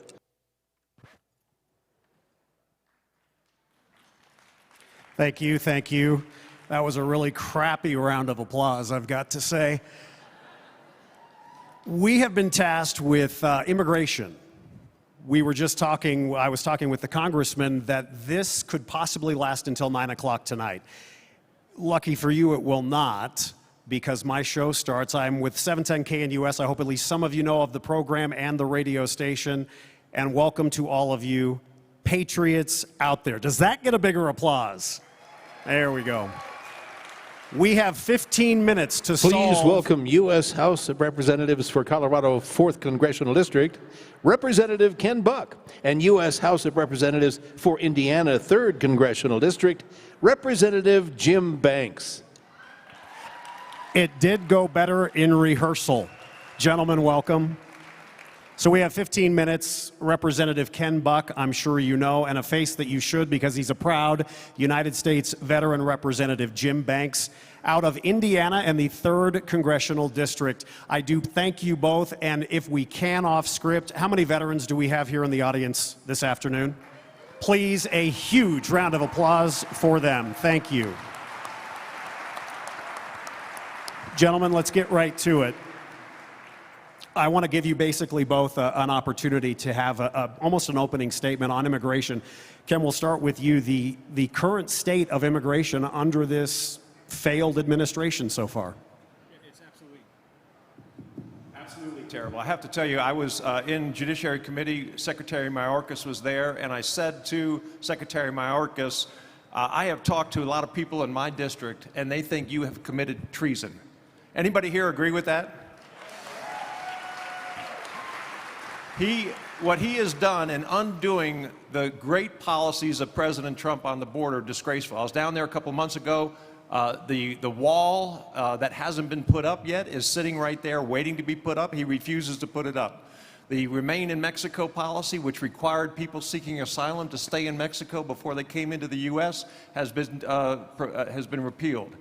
So many good policies that slowed immigration were undone by this administration. The result is we will see numbers approaching 500,000 people a month coming into this country illegally, drugs coming into this country illegally, terrorists coming into this country illegally, and fentanyl and other really dangerous drugs coming into this country illegally. It is a terrible policy. This administration should be ashamed, and we should impeach. Hear me loud and clear. We should impeach Secretary Mayorkas the first chance we get when you give us back control of the U.S. House. I couldn't agree more with your Congressman, Ken Buck. And first and foremost, it's an honor to be here at the Western Conservative Summit. As a former Coloradan, I love to come back to this state and be with leaders and friends like Ken Buck. John Andrews is here somewhere in the room. He is a conservative hero of mine. You guys are lucky to have him. And John and so many other conservatives along the way have taught me so much about conservative values and what that's rooted in. And I think about that today because it's never been more clear, the night and day difference between what they believe and stand for on the left versus what we believe and stand for on the right. For 4 years, we had a president who secured the border. You go to the border and talk to Border Patrol agents and they'll tell you the border was secure and under control under Donald Trump as president, and it's out of control under Joe Biden. And that's the night and day difference. It all happened overnight. It happened on January 20th. When President Biden came to office, he did 3 things. He overturned the very effective Trump policies of the Remain in Mexico policy, which was an effective deterrent to those who came to come here illegally. He reinstituted the disastrous Obama-era policies of catch and release, and he stopped building the border wall. So those 3 things he did immediately by executive order, and that's what swung the border wide open, and that's why we are where we are today. I go to the border, I've been there a number of times, and sometimes some of the media hacks or some of the Democrats in my district say, "You're from Fort Wayne, Indiana, what are you doing at the southern border?" I'm at the southern border because what goes on there affects my district. Fentanyl is now the leading cause of death of Americans of working age 18 to 45, because of Joe Biden and these Democrats and what they've done at the border. Those drugs are destroying families and crippling communities in my district. That's why it's a shame. That's why they must be held accountable for it. And when we get the majority back, that's exactly what Ken and I and other Republicans are going to lead efforts to do, to impeach Mayorkas and hold Joe Biden accountable for the first time since he's been president.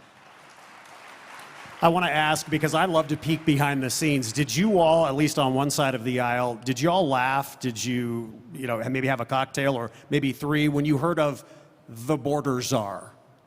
The border czar being, I don't know, the vice president, has she yet to go down to the border? Ken, was there any reaction within, say, the congressional delegation from Colorado, not too many Republicans, but your reaction to that, that is the answer? It's laughable. Well, it's laughable. First of all, she doesn't know anything about the border. Second of all, she doesn't visit the border. Third of all, she doesn't even deal with the experts who are, I think she did something wrong and was punished by President Biden and given this responsibility, because everything he has done is to set this situation up for failure. And so to put your vice president in charge of something that is going to fail is no way to treat your vice president unless you don't get along very well. Of course, half her staff leaves all the time, so there's a reason maybe that she isn't very popular within the White House, but very, very sad. Representative, the perception here in Colorado is what it is. I'm sure you indicated what it is in Indiana, but you look at this administration, what really is being done right now? Well, don't for a minute believe that this is all by accident. It's important to always know that everything that this administration is doing is intentional. What's going on at the border is intentional. This is by design. This is what they want to happen. They want to flood the country with illegals. They want to cripple this country in a significant way. They want your gas prices to go through the roof. They want you to pay $6, $7, $8, $9 a gallon for gas to force you to change your behavior and buy a Tesla. They want inflation to go through the roof to influence their ability to make America a socialist country. This is all by design. It's all part of their crafted agenda. As much as we know that Joe Biden is asleep at the wheel and that he's not in control, the people around him are in control, and this radical left-wing agenda is what they want to happen to America. It's not going to get better until Republicans take back the majority, but even when we do take back the majority, we'll have Joe Biden or a Democrat in the White House. So we will have to fight back for another 2.5 years until we can win back the White House and fix what the damage that these Democrats have done to our country. Representative Buck, I know you have been to Guatemala, for example. We were talking just a few moments ago about this. There's a perception also, I think, out there from most Americans that, wait a minute, what are the leaders of Mexico doing to assist the United States, if anything? What about Central American countries? You don't necessarily blame these other countries. Expand on that. First, I want to thank my friend Jim Banks for being here. Jim is the head of the Republican Study Committee, the most popular conservative group in the House, and it is just great that he took his time, and thank you very much, Jim. So when I go down to the Northern Triangle countries and when I talk to leaders from Mexico, they want their workers to stay in those countries. They don't want their workers coming to this country. They are doing their very best to get, and that's why they were so willing to sign agreements with President Trump to get their workers and their citizens returned back to their country. It is hurting their country in terms of economic development not to have that labor in their country. And so this is a hemispheric problem. This is not just a problem that we have in this country. And it's a problem that is the solution. They are welcoming the next Republican president. They want a president who is strong and will lead on immigration and will work with them to make sure. Now, having farm labor come to the U.S., absolutely. People come to the U.S., they make money, they go back, they spend money in that country, helps their country. But in terms of being able to build the industries they want to build, they can't do it without the young people that are coming here. Jim, do you think that other countries are doing enough to maybe quash what eventually we see in the U.S.?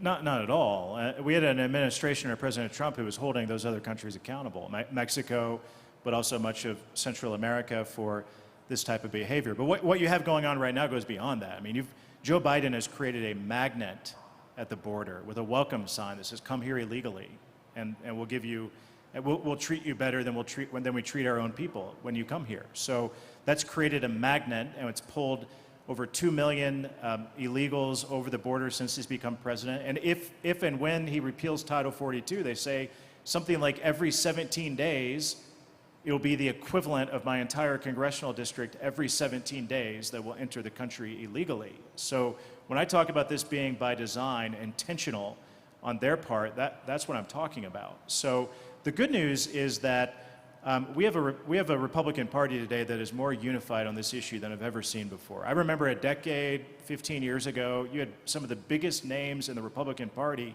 who were advocating for amnesty. And today, I don't think you can get elected to Congress as a Republican in America if you advocate for amnesty. And we have a Republican leader, a couple of claps for that. We also have a Republican leader in Kevin McCarthy who's made a very powerful commitment I've never heard any other Republican leader make before. He says that when he becomes Speaker of the House, no bill that grants amnesty will come to the floor for a vote. So he deserves a great deal of applause for making that commitment, because I've never heard another Republican leader say something like that before. So that shows that we're in a new day and age in the Republican Party. I think it's because the grassroots of the conservative movement are holding Republicans more accountable on this issue than ever before and demanding that we do something about it. I think we have a few more minutes left. I want to ask you both, can you both explain the way you understand it currently, the status of Title 42? Well, right now it's in the courts. The administration is against it. The courts are not allowing the administration to repeal it until they go through the proper administrative procedures. I think it's terribly unpopular. I think the result is going to be just what Jim said. We're going to see a huge influx of people into this country. And it's dangerous for our country not to have Title 42 in place. And I think that ultimately what we will see is the administration winning, and we will see an even greater landslide in November as a result of an incredibly unpopular project. I agree with Jim. This is intentional, and they have a time limit, and they know what their time limit is, and it's 4 years. They have to get everything done that they can in 4 years. They know they're going to lose the majority in the House and Senate in November. And so they have an executive branch that they will try to use, and they can try to do things like this in the executive branch. You know, we heard about the baby formula shortage, which, we're celebrating within the last couple of weekends of other countries helping us. And I would say on my program, for example, we shouldn't be celebrating this. This is embarrassing. Yet most of the media would say it's as if, the Lone Ranger is riding in off from the horizon to help us with this.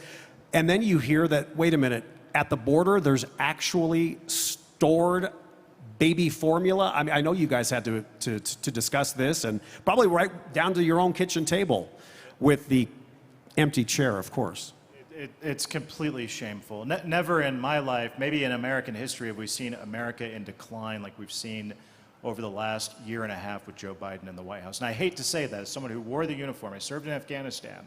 And I hate to talk about America in decline, but on these guys' watch, that's what's happening. And we have to restore it. We have to rebuild America. And the only way we do that is by pushing our conservative agenda, an agenda that we know is better for America, an agenda that we saw work for 4 years under the best president of my lifetime, under President Donald Trump. We need to go back to those policies because there's such a stark difference between what worked there and what's not working today. Hear, hear. It seems to be pretty convenient, doesn't it, that we are paying exorbitant amounts of money, the highest we've ever paid at the gas pump. You have empty shelves. You have shortages like a baby formula shortage in the United States of America. You have, obviously, gun violence within the last couple of weeks, national headlines, international news. It seems to be almost convenient that we have not heard a lot about immigration of late in the mainstream media. This, do you think, should be one of those? We're coming up on the midterms, as you know. Should this be put back on the front burner and be an election issue in the next few months? I think the great thing about the American people is they really don't care what the mainstream media talks about.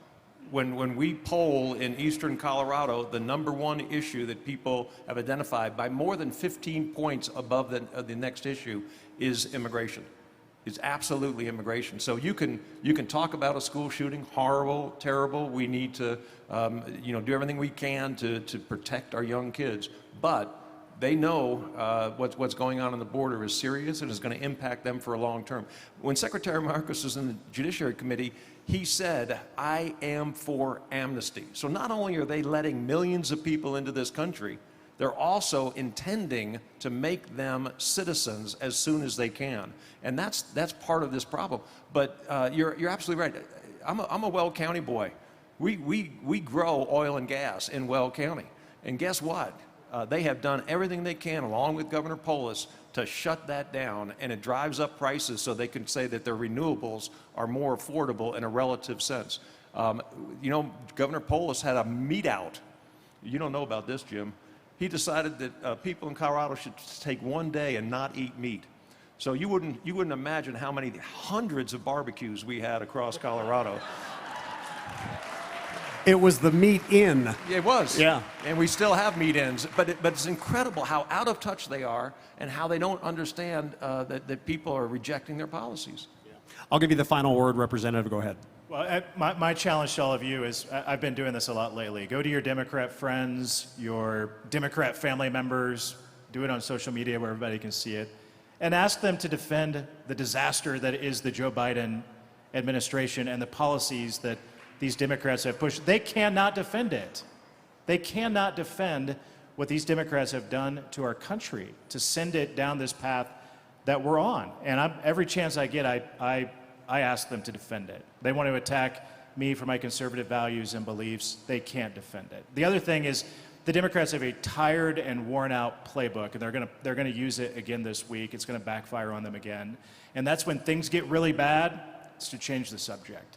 So this week it'll be the circus of January 6th on primetime TV on Thursday night, where the Democrats and their best friend Liz Cheney will have a committee hearing and turn back to January 6th. Why do they do that? It's because they don't want to talk about the border. They don't want to talk about rising gas prices that's hurting working class, blue-collar Americans who know that they're the ones to blame for it. They don't want to talk about that because they don't have a plan to address it because they want it to happen. They don't want to talk about inflation. They don't want to talk about baby formula shortages. They don't want to talk about the disasters that are going on around the world because we have the weakest commander-in-chief in the White House that we've ever had. So they changed the subject, and we're going to see a little bit more of that theater this week. We're not going to let them get away with it. Ladies and gentlemen, a big round of applause for Representative Jim Banks and Representative Ken Buck. Thank you, gentlemen. Thank you, everyone, and God bless.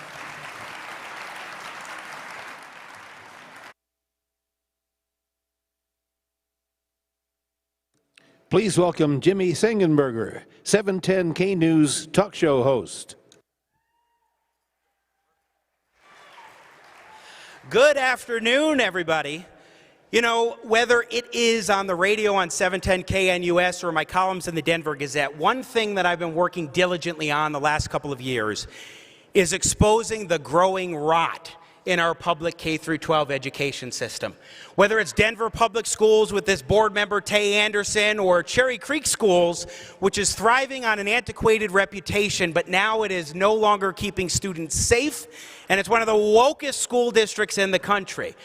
Regardless, we need to expose what's happening in our schools here in Colorado. Somebody who is identifying and presenting before us right now some of the ideological underpinnings of what's happening across the country is Matt Walsh, our next speaker. Matt is a popular writer, speaker, and one of the right's most influential voices. He's the host of the Daily Wire's Matt Walsh Show, a best-selling author and creator of the just-released documentary film. It's a really good one, What is a Woman? Please welcome Matt Walsh. Please welcome the Daily Wire's Matt Walsh.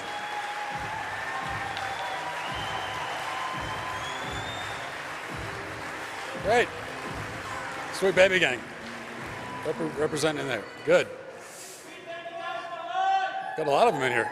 So we got a few Sweet Baby Gang and then a lot of confused people also, which is what it's all about. So thank you so much for being here, everybody, and thank you to the Western Conservative Summit for having me. You know, what I want to talk about is, as you may have noticed, we live in a culture that seems to have completely lost its mind. We are living through a period of mass psychosis that is very truly unprecedented in the history of human civilization. It seems as though all at once millions of our countrymen sort of woke up one day having forgot some of the most basic facts about reality, like a giant epidemic of just the weirdest sort of amnesia. And lying at the heart of this intellectual chaos is the confusion, or apparent confusion anyway, over human biology. A mental disease called gender ideology has gripped hold of a large swath of the American public and totally taken over almost all of our, or in fact all of our most powerful institutions. The disciples of this cult have been convinced, or pretend to be convinced anyway, that men are women, women are men, that men can have babies, women can have penises, that a woman can impregnate a man who can then give birth to and breastfeed a child, that somehow the most basic facts about reality and about biology, facts which all people everywhere across the entire world for thousands and thousands of years all recognized intuitively, are no longer valid. It's total madness, and it's a madness which has infected our society and now is threatening, I think, to tear it apart at the seams. Already is, in fact, doing that. It was for this reason that I, along with my extraordinary team at the Daily Wire, decided that we had to make a film which just premiered on the Daily Wire and has angered the left so much that there was even and still is a sustained cyber attack on the site to shut us down and prevent people from seeing it, along with all the other tricks they're pulling around this thing. The film is called What is a Woman, and it documents my year-long journey to confront and expose gender ideology. It was a journey that took us all over the country, from San Francisco to Seattle to New York, many places in between. It took us even across the world, deep into the bush in Kenya. It took us to other third world countries too, like Los Angeles, for example. Now, our goal broadly was to explore gender ideology, to kind of show it for what it is. And as the title suggests, this larger goal centers around one seemingly quite simple and specific question: what is a woman? Now, back it up a few years, it occurred to me sometime shortly after Bruce Jenner became Caitlyn and was immediately declared Woman of the Year, back in like 2015, I think it was, that the word woman ceases to have any meaning if a guy named Bruce can be considered one. The word man, too, is emptied of all meaning.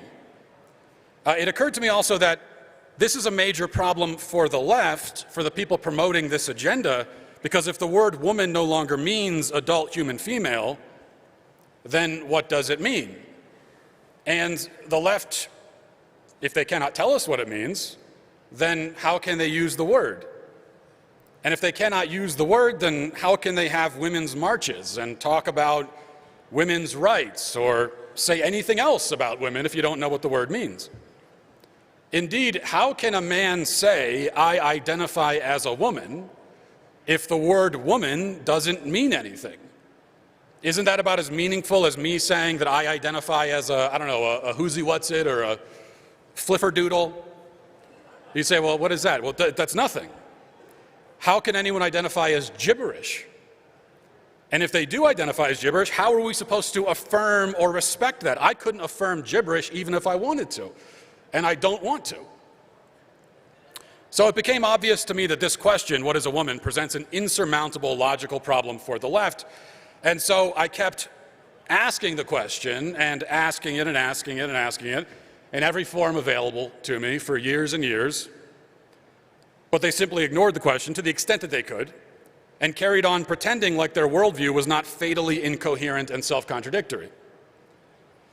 Well, after years of this game of them ducking and dodging the question, the big question, what is a woman, I finally decided that it was time to take the question to them, to sort of put it in front of their faces, confront them directly with the incoherence of their beliefs. Well, I could do that, or I could just drop the whole thing, but I don't drop anything, so instead I decided to travel across the entire world.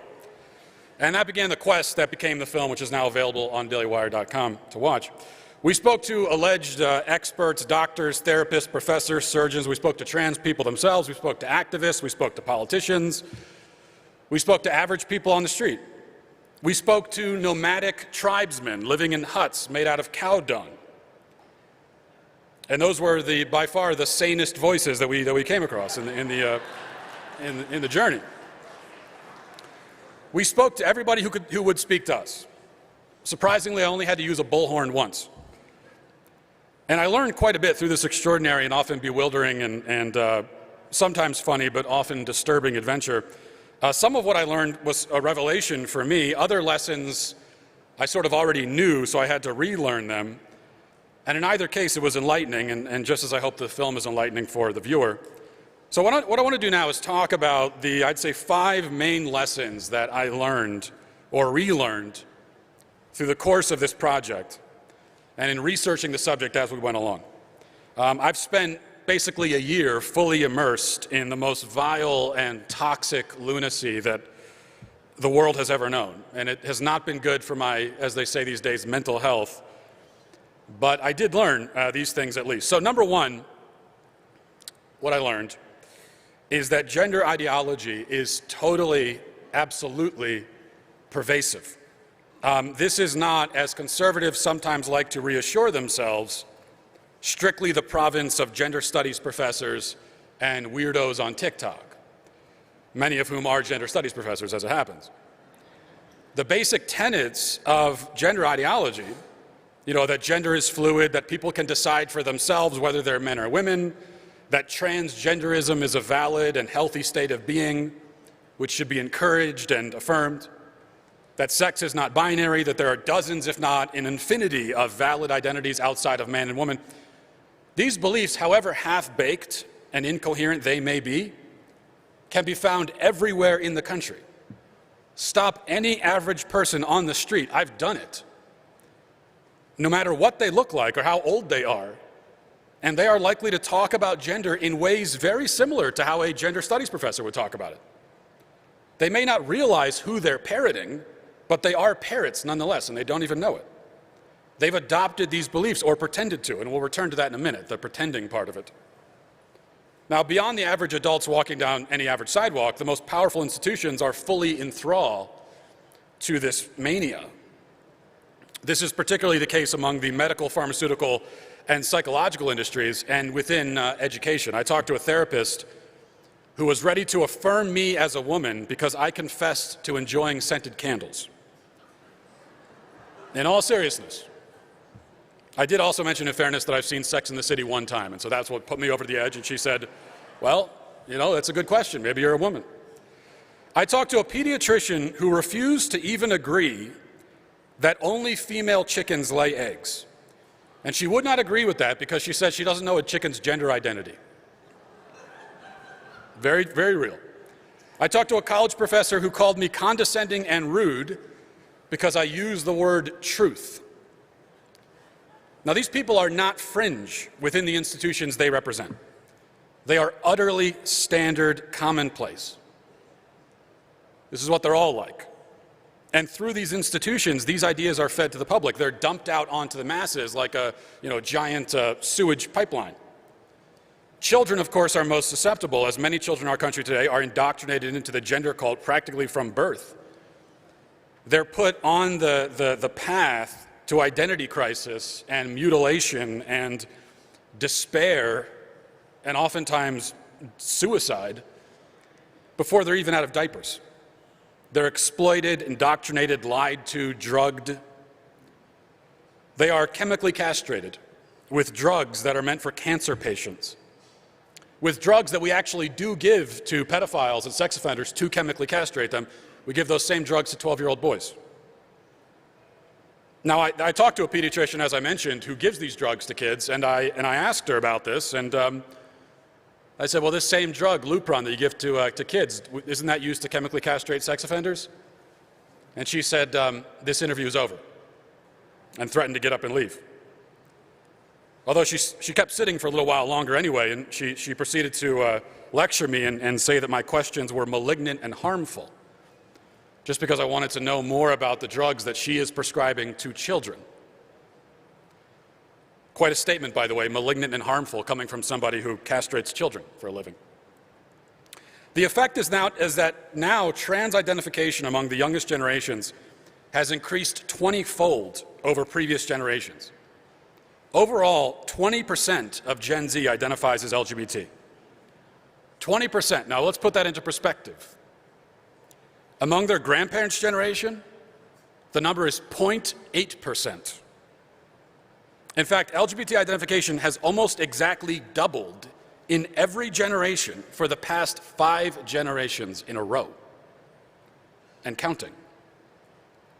This is all by design, of course. Our children face a very sophisticated, coordinated, and vast indoctrination campaign. I'll never forget the words that were said to me by somebody named Scott Nugent, who is a woman who, as an adult, transitioned to a man, or rather transitioned to appear like a man, as she put it herself in the documentary. And her experiences with transition have been hellish. They've been so bad, in fact, that the complications from the surgeries will one day kill her, as she told me. Now it's her mission to warn other people against falling into the same trap, especially children. And that's the part that haunts me. She said to me, you know, this got me at 42. Your child doesn't stand a chance. And for many children, she's right. The statistics prove it. Keep in mind, by the way, that as the LGBT club expands generationally, it also expands alphabetically, adding new letters, to the acronym every single day, it seems. New categories of identity are invented and immediately affirmed. In the film, I interviewed a therapist who was once trans-affirming but has now backed away from that approach because she saw how far things were going, the depths that we were sinking to. And she told me about kids in school who identify as cats and are thus affirmed as cats, animals, in the school system.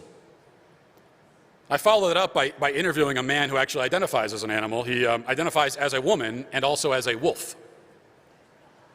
Now, we laugh at the absurdity, because it is absurd, but then you realize what lies underneath it. The second thing I learned is that there's an immense amount of fear driving all of this. I said that so many of the people I encountered on the street appeared to be confused. Some of them actually were confused. One woman was particularly committed to the relativistic view that we all have our own truth. And I asked her, well, okay, if we all have our own truth, what would happen if it was my truth that you don't exist? And she looked me dead in the eyes and she said that if I think she doesn't exist, then she doesn't exist. And she was not joking. Now, I knew that women were being erased in our culture. That's part of the reason I made the movie. I didn't realize that some women were so eager to erase themselves. But more often, I encountered people whose confusion was more of a front. It was an affectation. They gave vague and dodgy answers to my questions because they were afraid to speak basic biological truths on camera. Many refused to say anything at all, telling me that if they talk about this issue with the cameras rolling, that it would mean the loss of their job, their friends, their family, their reputation. To be clear, their lives would be destroyed if they said something like, "Only women can have babies," on camera, or any similarly provocative statement. Gender ideology paves the way for itself through fear, with intimidation, threats, coercion. The third point that's very important is that none of this is new, at least not as new as it may seem. The roots of modern gender ideology can be traced all the way back to the 19th century, in fact, arguably even earlier than that. But it really began to take its current shape in the mid-20th century thanks to the work of two hideously evil crackpots named Alfred Kinsey and John Money. These are names that everybody should know and few people do. In the interest of time, I'll focus on John Money for just a moment. It's worth looking into Alfred Kinsey, though. We talk about him in the film a little bit, but an even deeper dive is worthwhile. If you do, in fact, do that, make sure to have a vomit bucket handy.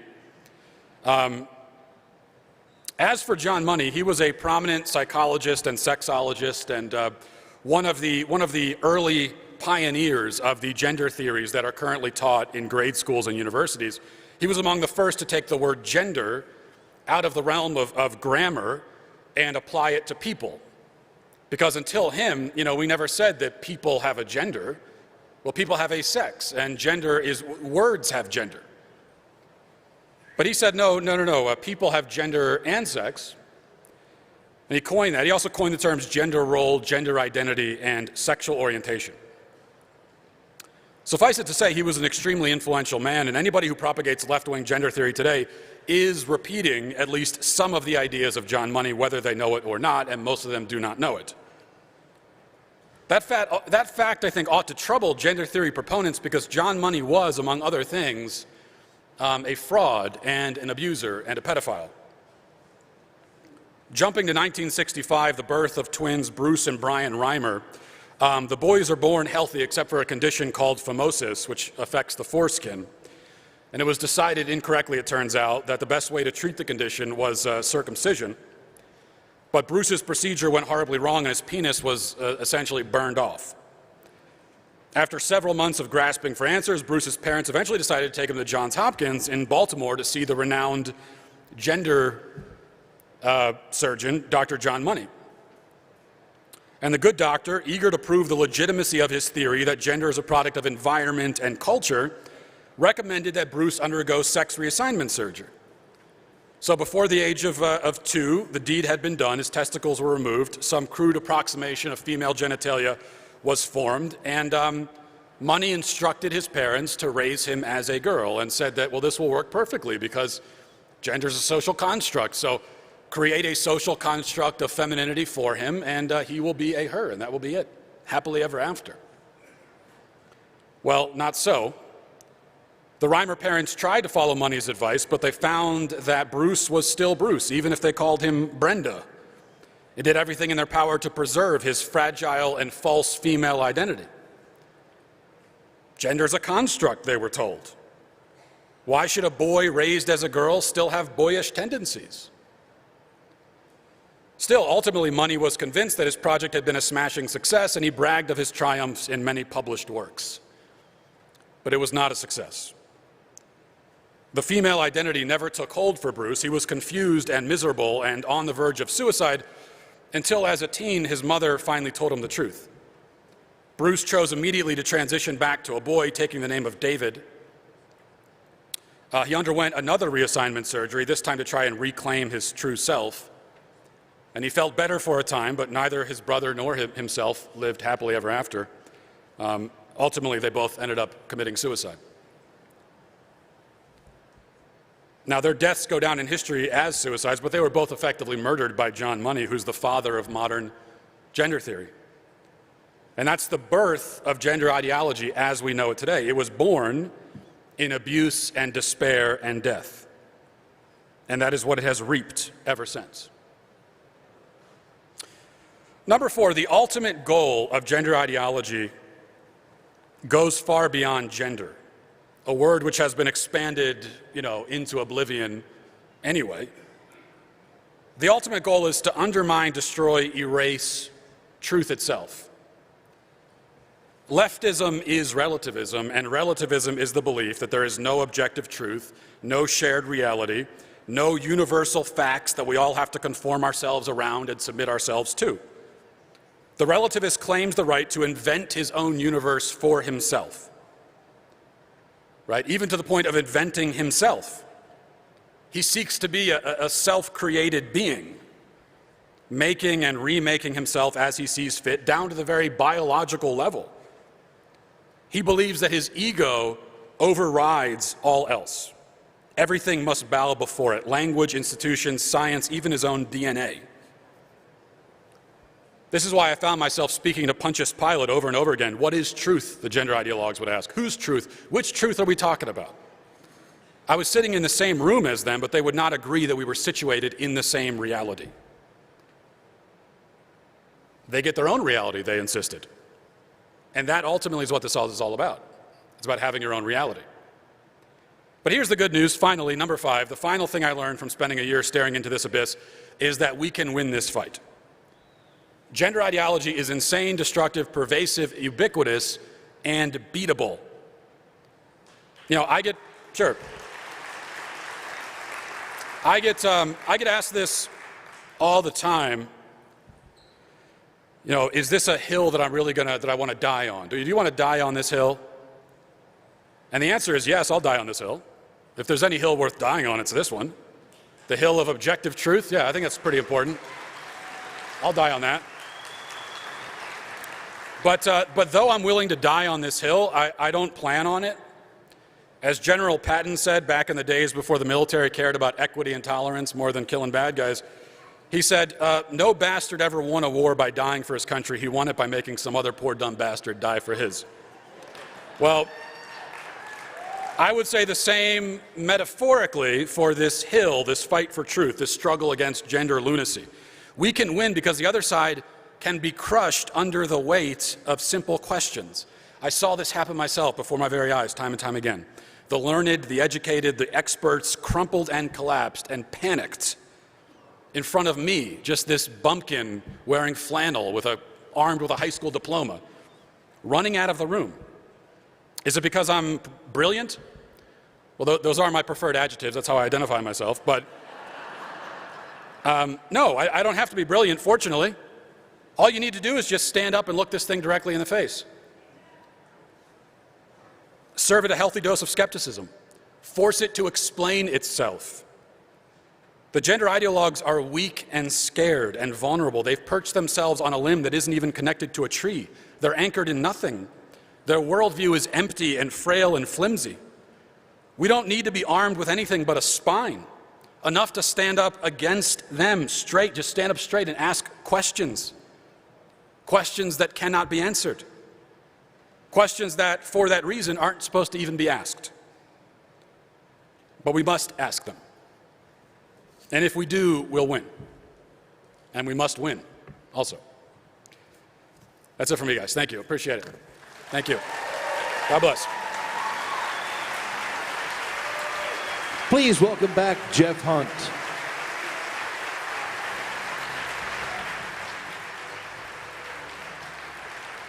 Thank you, Matt Walsh. I watched the movie last night. Really incredible film. Make sure you go to Daily Wire and watch it. They're a wonderful partner. We've hosted a lot of folks from the Daily Wire. We had Michael Knowles as well at Colorado Christian University. We've had Lee Strobel, or Ben Shapiro here at the Western Conservative Summit in the past. So thank you, Daily Wire. So friends, you have a good afternoon? We have fun this afternoon? All right, so we've got a great lineup of workshops that will begin in just about 15 minutes. To give you a 2-minute preview of their workshop, please welcome CCU Board of Trustees member Kevin Lundberg and KNUS radio host Randy Corcoran. So exciting to be standing here with a bunch of people who will give up a weekend to stand for God, country, and a moral, free future for our kids and our grandkids. Thank you. Thank you. My name's Randy Corcoran. I'm the chair of the probably oldest and certainly largest Tea Party group in Colorado, and I also managed to get elected as Republican National Committee man. Go figure. And I just want you to know that the RNC has put together the largest election integrity operation in history. But we've got an awful lot to do here in the state, and Senator Lundberg and I have been working on a project, and he's going to tell you more about it. We hope you'll come to our breakout session for about 30 or 40 minutes to learn about something very, very important to the future of Colorado. Thank you guys very much.